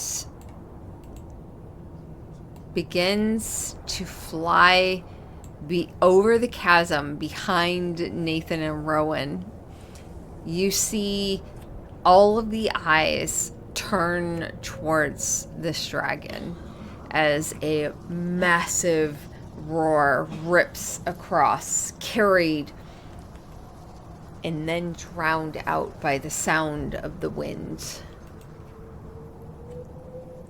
Nathan, you are up first. Okay.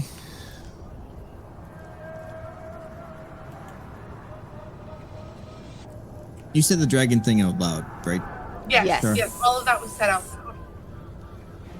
Okay.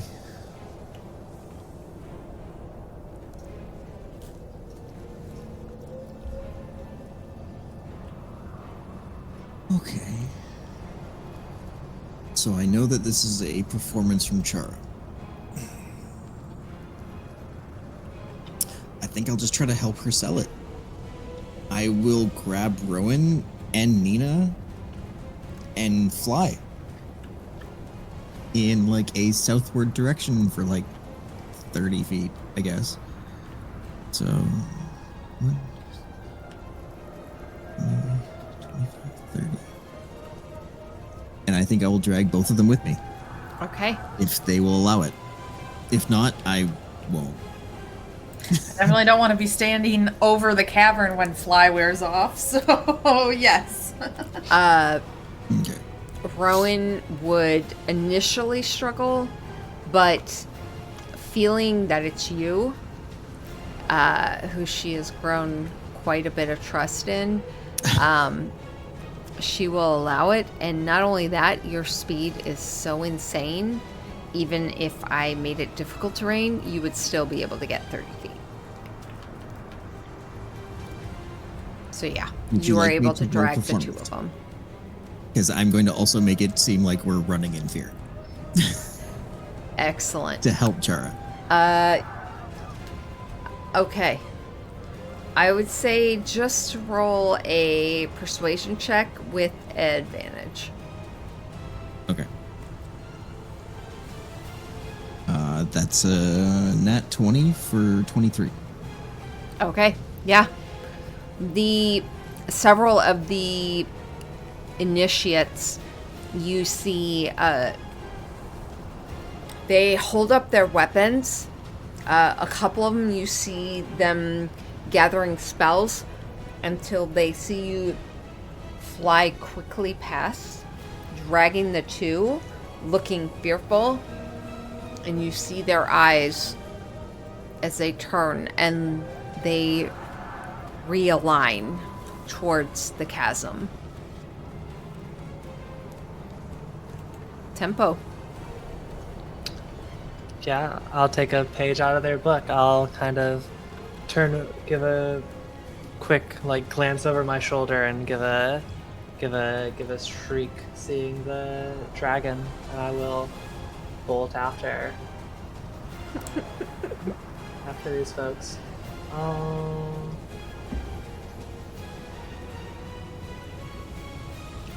Yeah, over here. Should I also make a persuasion check Yeah. with advantage? Yes. Alrighty. 25. Yeah, definitely. They don't even bat an eye.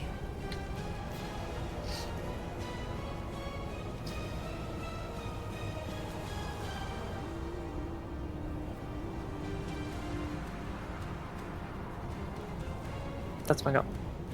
Okay. Nina. Can I tell if they're buying this? I'm not even going to make you check it. For the most part, they are all turning towards the chasm.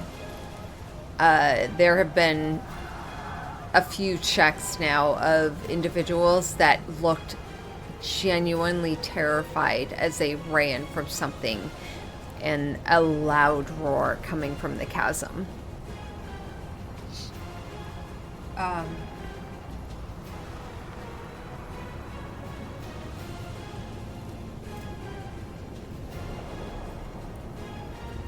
She would say, "Fly, you fools!" No.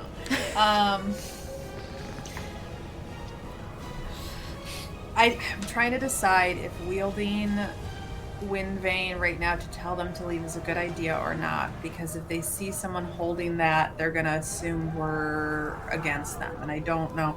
I think she just kind of like, she can't hide it. Obviously, it's a spear, but it's not the main point of her focus when she turns to them and says, "Get out! The node's closing." Ooh. Roll a deception check. I am going to use my inspiration, see if I can get higher. I did. That's a 26. Okay. And Okay. is it a deception or is it just an inevitability? I mean, just kidding. Anything else?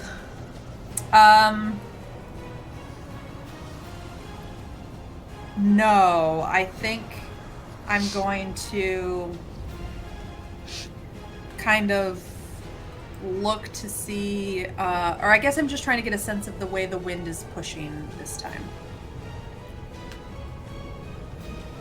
The wind. Because we were following it, right? Mhm. Or not? Okay. It seems to be pushing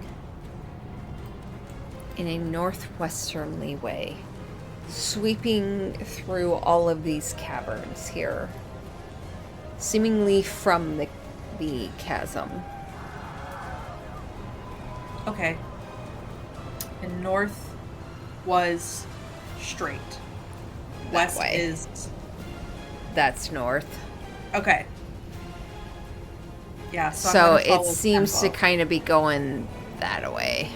Yeah, I'm gonna just follow tempo because she knew where we were headed. So Okay. Rowan.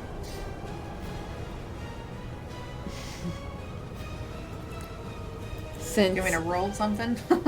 no one's actually done any damage or anything,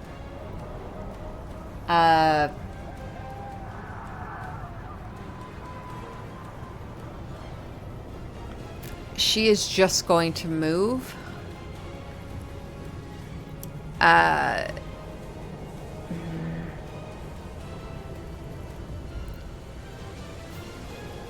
I don't think she knows exactly what to do. You know what? She's gonna hold a dodge action. That's her turn.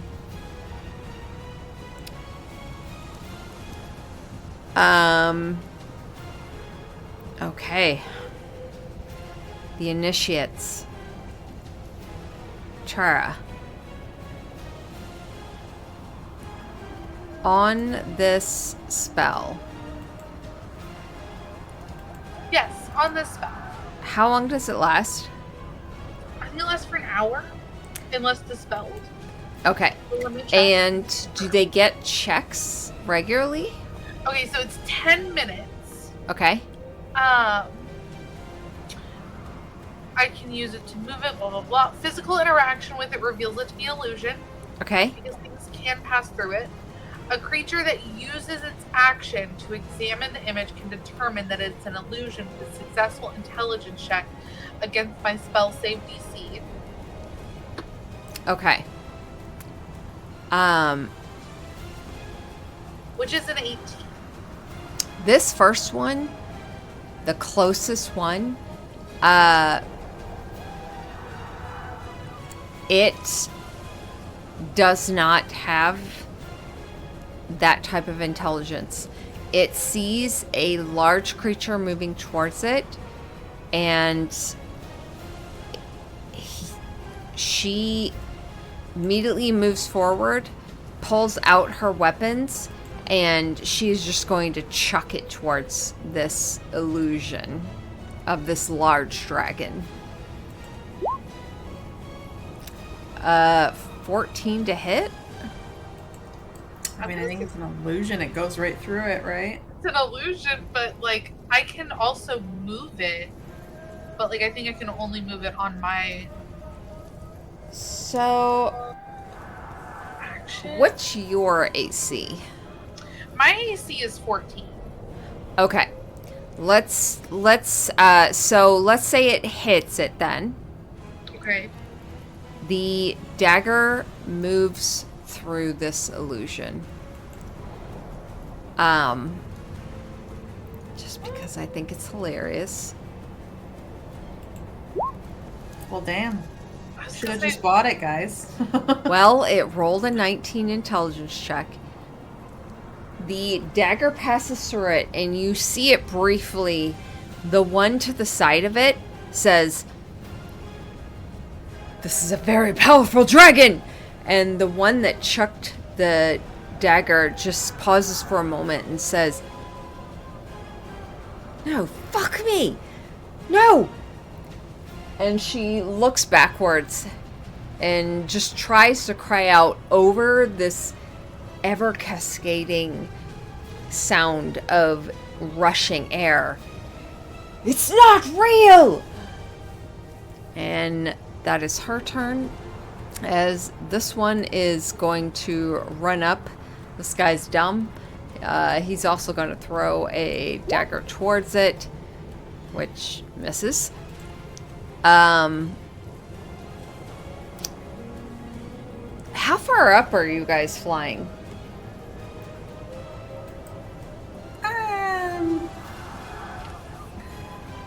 At least 15 feet. Yeah, The that's cavern is the cavern 30 feet tall? Uh-huh. Yeah, like 15 or 20 feet yeah. I like 15. Okay. out of arm's reach. This one's going to chuck their...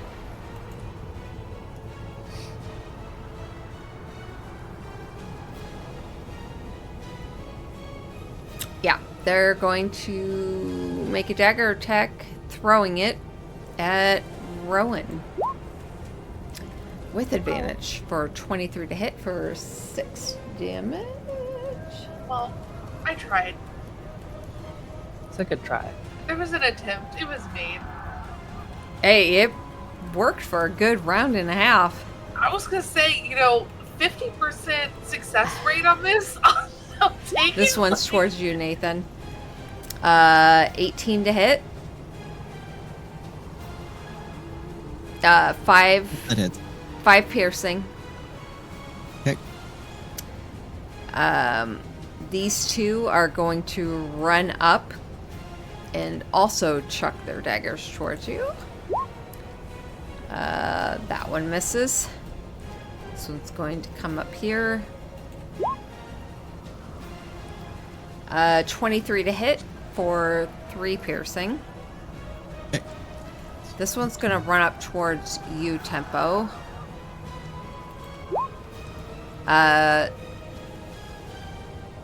They will give themselves Guiding Wind for a bonus, and 17 to hit Hits. for 3 piercing.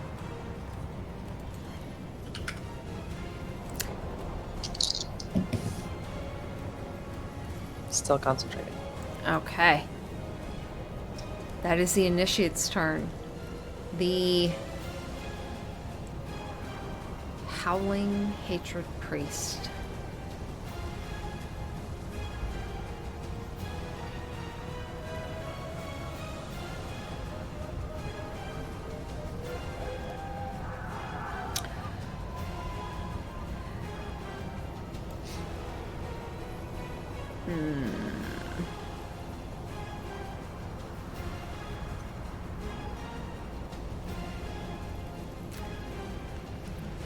It moves forward. It actually moves over here and rushes up to this initiate. And it his hand reaches out and grasps onto the shoulder of this initiate. And he just says, "Inform the rest. They have come." And you see this initiate give a nod before he bursts into a cloud of gas. Is that a spell? Yeah. Can I do something? Can I try to do something? What are you gonna do?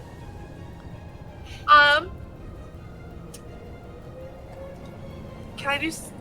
Can I spell steal it? Can I just take it from him? Do you have something that takes spells? I have spell steal.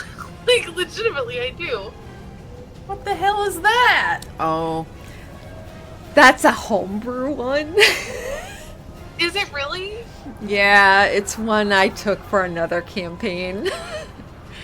Man, D&B Beyond, I'm gonna need you to get your shit together and offer an option to separate homebrew between campaigns. Yeah, campaigns. Like, Yeah. not cool. That's fine. If I need to, like, pick a different spell instead of that spell, I can do that. And like, just not do that. Yeah, it's very particular. That's totally fine. I was wondering if I could use my reaction to prevent Dummy here from actually doing that. Do you have counterspell? I don't have counterspell. I have silvery barbs. I can And then I counterspell it. have But I don't actually know if it's worth it. and then I have the spell steal thing. But like, I was just like, I was thinking about tripping him and trying to shoot him over the edge of this chasm. But like, I don't know if that's a reaction. Well, Empo could probably do that here. so he is technically 10 feet away from you. He is behind this individual that is facing you. Well, sort of facing you. You are, I think you all said you're 15 feet in the air. No, I said I came to the ground. Okay, so there's two right in front of you. Yeah. This one's right next to you. Yeah. This one is the one that moved up behind the other one.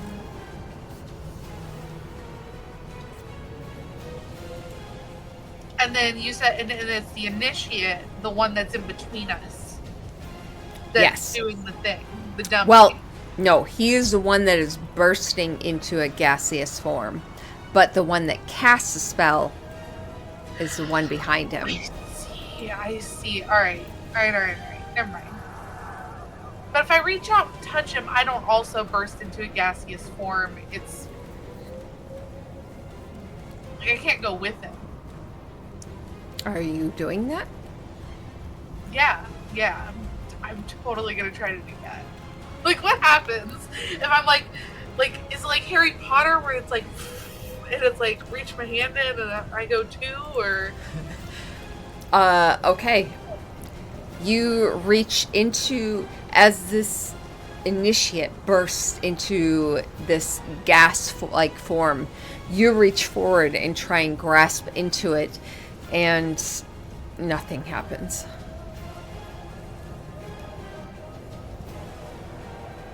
That's fine. That was a fuck around and find out kind of moment. That's fair. I just wanted to see if there was anything I could do. All right. That is all of their turn.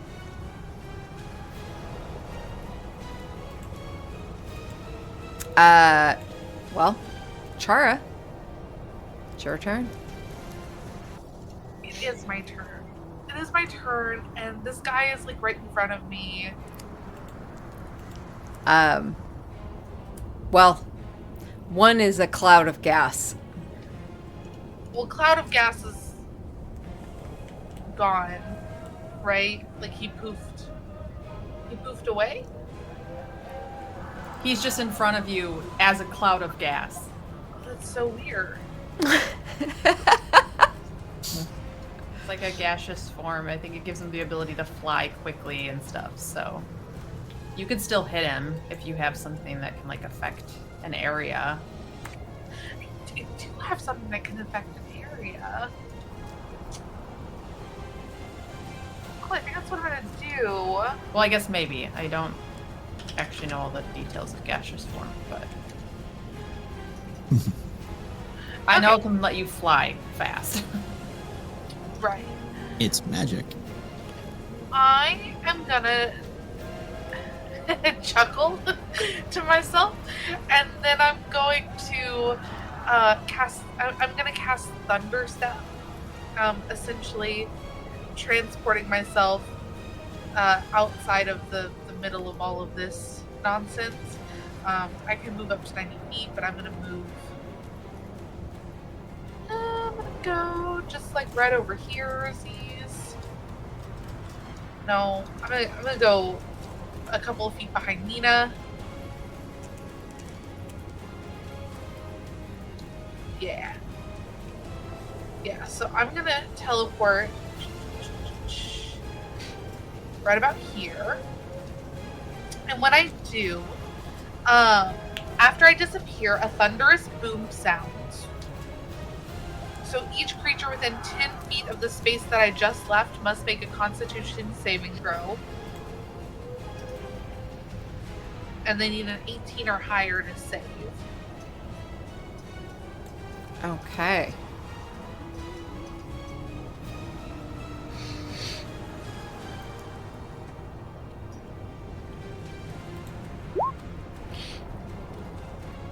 $12. Okay.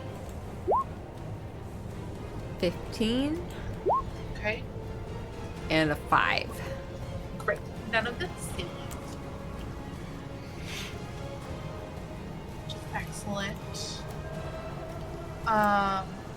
So then they're gonna take. I think I rolled better. That sucks. 21 points of thunder damage.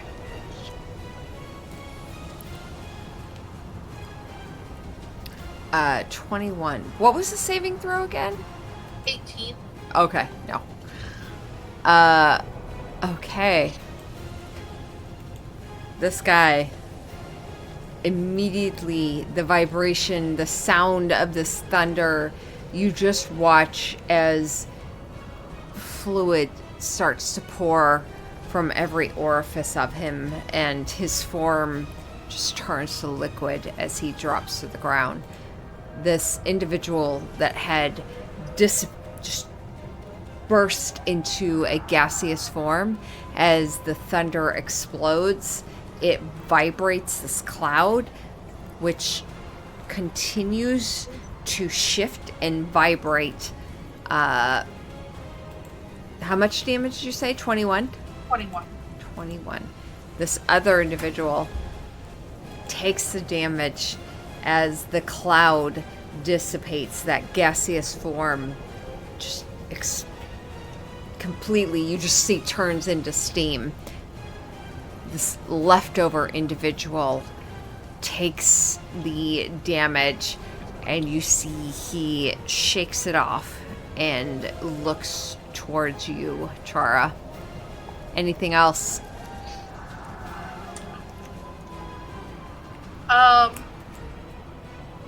And then I'm going to smile at the guy that's left. I'm just gonna smile at him and just be like, "Oops." I was kind of hoping he would also poof into nothing, but that's fine. But he didn't. That's my turn. Okay. Nathan.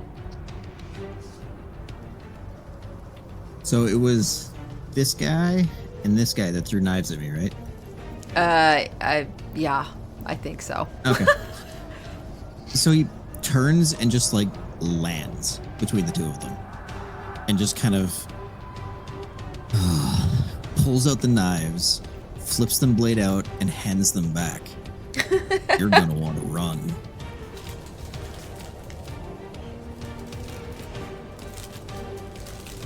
What would you like me to do? Oh. You're asking me? Yeah. They both kind of,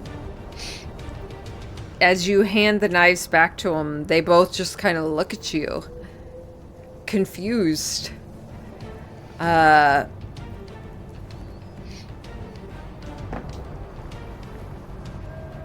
They don't know what to do.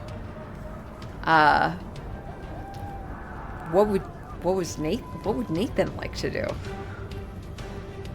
Is he trying to intimidate Could them? roll intimidation. Oh, if you like. okay. Yeah, go ahead. Roll intimidation.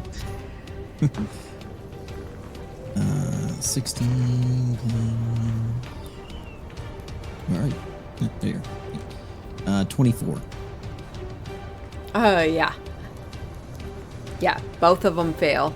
As you hand these knives back to them, they look confused for the moment as they see you just slowly pull out and unholster your weapons. And they both look to each other. They look thoroughly shaken. I meant run, like now.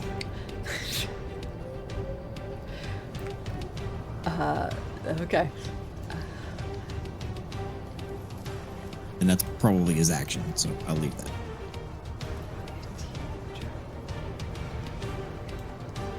that. Yeah. They get to about there. Okay. All right. As they run away from the group of you. Tempo.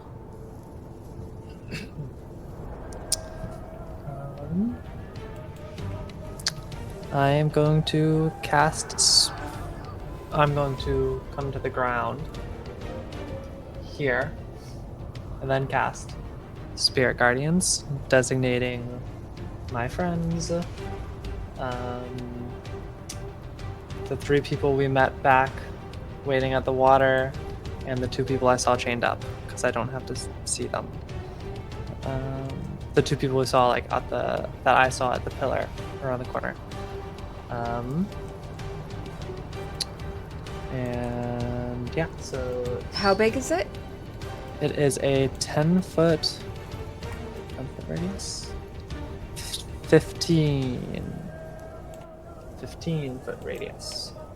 Okay. And I was reading it, and I don't know if I just misread it every other time or the new one is different, but it says whenever, so it describes it as this emanation, and then it's whenever the emanation enters a creature's space, or a creature enters the emanation, or ends its turn there. So it seems like I can walk around and it does damage to them on my turn. Did you want it emanating from you? Oh, I think Yeah. it does, Yes, doesn't it it? does. Okay. Yeah, Yeah, my apologies. It's a 15-foot radius. Okay. So I will go so from here it hits. Bigger. Yeah. From here it should be able to hit everyone within 15 feet of me. So there. Then I can just walk a couple of steps over and hit these guys. And then I will head opposite him. No, I'll stick right. Okay. Here. Is that a saving throw? It is a wisdom saving throw. Okay. So that's all the hostiles except for these two running ones. Okay, so bouncing about between the different areas. Wisdom saving throw. 1, 2, 3, 4.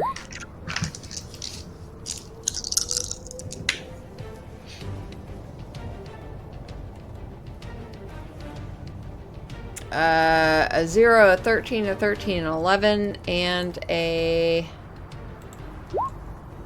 9. They all fail. All fail, so they all take 16 radiant damage. Okay. Immediately. Sorry.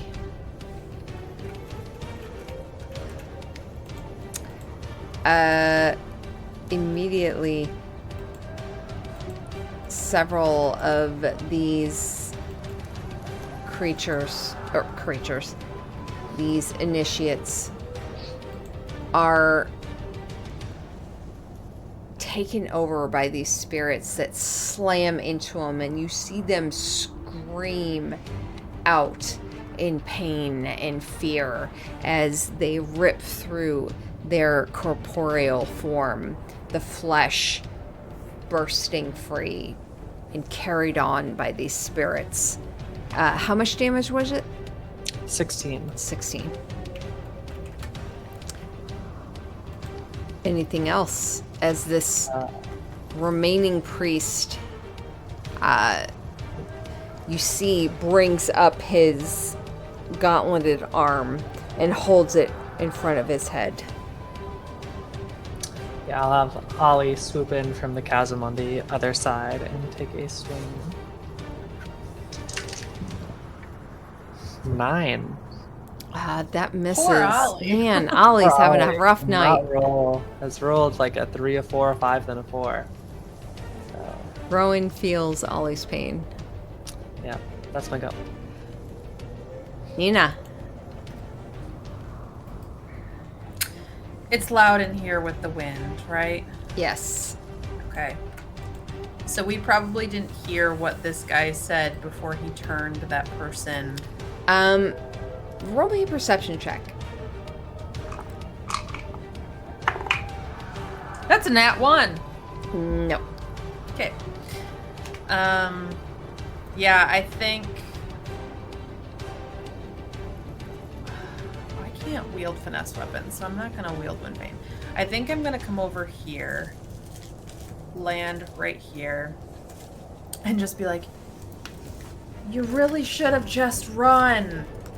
But rather than letting him do so like Nathan does, I will cast Burning Hands at first level. So I need a dexterity saving throw of 19.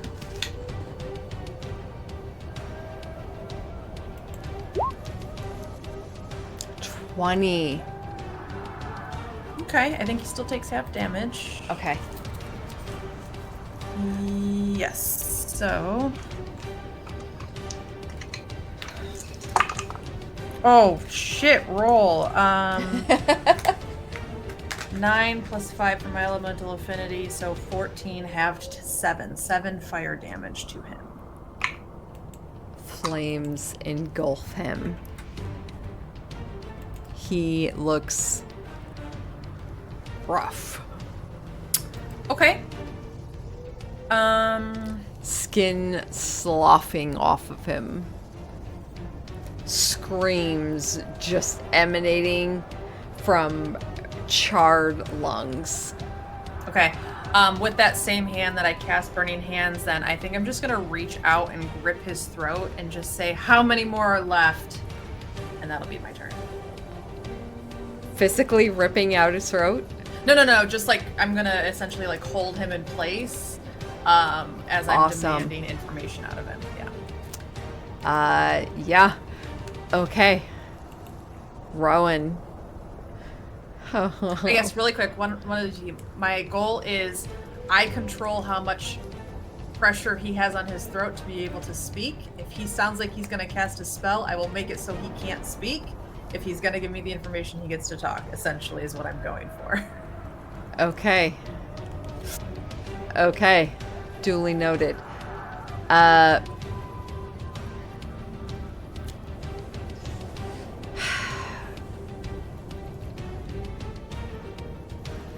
think Rowan sees you have it in hand. She's going to head towards these two down here. She's going to make an attack with dissonance. What?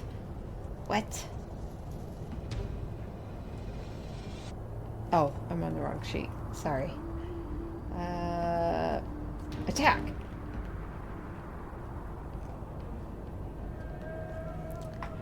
That just barely hits. 4. 9 damage. She runs up and cleaves this individual from shoulder to hip, and you just hear a brief "Ugh!"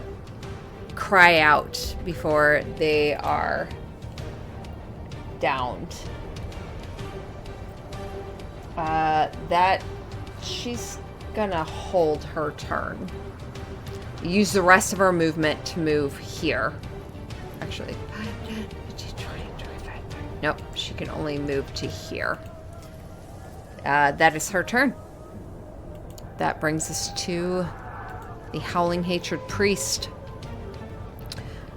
With a hand at his throat and looking quite bad off.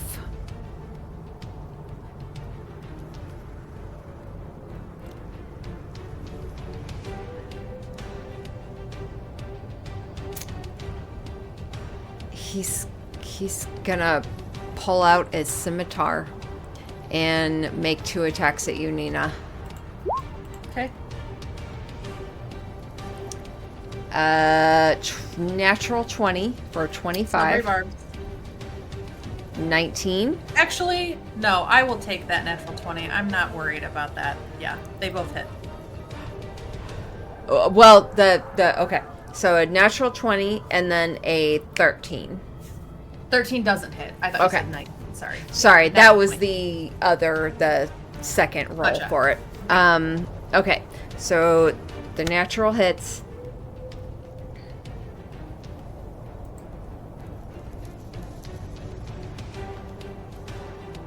So that is 6 plus 3.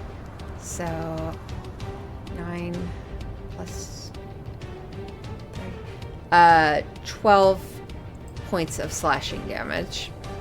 Yeah, much better than wasting his spell slot. Okay. Oh, to no longer be level 1. Yeah. That is his turn. Chara. I'm going to cast Vicious Mockery with this guy. And by mocking that, I'm gonna mock him and be like, "Oh, look at you! You think you're so big and brave with your scimitar? Oh, you're doing so much damage." Okay. Wisdom saving throw? Yes, please.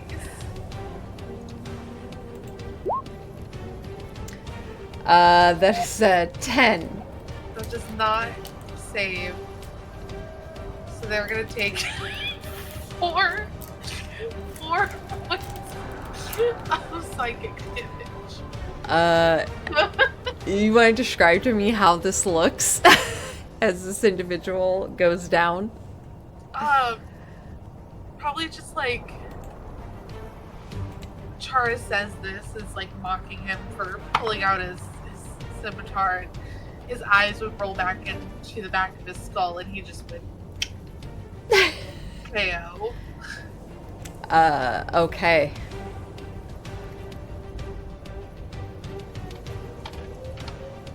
This individual down. Anything else, Chara?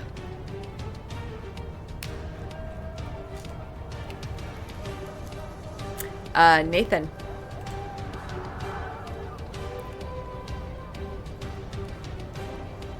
Is it only the one guy? Just the one. Which you would be able to guess you would see just- because of her armor. Yell after Rowan and be like, he's running away.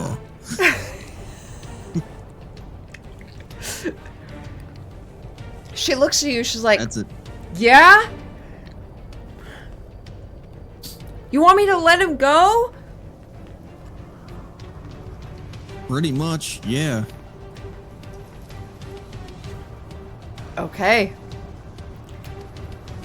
That will, unless the rest of you have anything else you want to do. No, Nina just lets go of the guy's throat, kind of shakes off the skin that had started to like peel onto her hand. Gross. Okay. Rowan takes 2 steps back then and resheathes dissonance as this initiate scrambles along the wall, and will run off.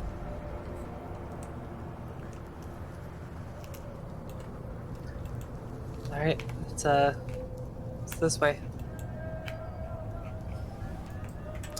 There are a couple of people chained up right here, and just beyond them are a handful of more cultists. They seemed Which way you looking? this way. Over here. Let's zoom upwards. Okay, there we go. You all start to move off. Tempo, how long does your spirits last? It lasts for 10 minutes, so it's only Okay. been up 10 seconds. So Nina, you hear a slight chuckle. You're bloodthirsty. You always were. But unable to do anything about it. Typical. Does this sound like the widow's voice?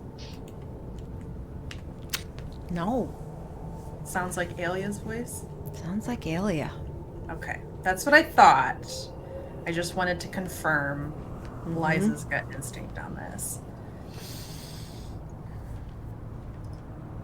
I think as she hears it, she stiffens for a moment and then just ignores it. Keeps walking.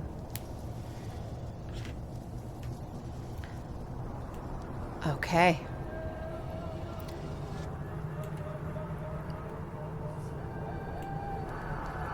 You all come to an area. Let me pull up the. Where are we? You come to an intersection of about 4 tunnels. This mighty blasting gale blows northward, making this constant howl. There are 2 braziers that burn with green flame that's lighting the area. Numerous rock columns join the floor to the ceiling, and severed silk ropes, darkly sodden with blood, sit at the base of 3 gore-splattered columns. Tied to 2 other columns are 2 women, each with the symbol cut into their forehead.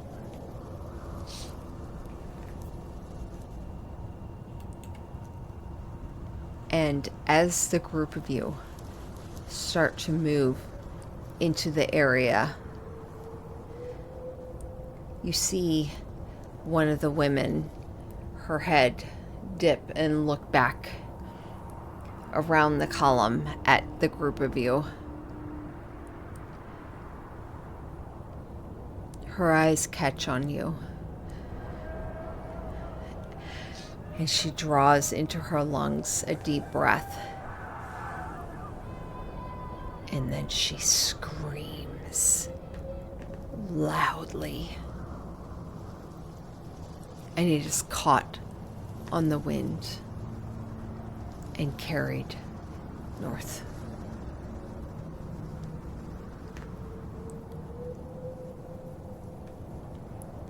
And that is where we're going to end it for tonight. Nice. Sounds Because good. it's getting late, but well done. Hell yeah. Good job, guys. Awesome. That was a lot of different fights. When we first landed in Arisi's throne room and they gave up so easily, I was like, man, is DM really gonna like let us have this one? This is nuts. And I was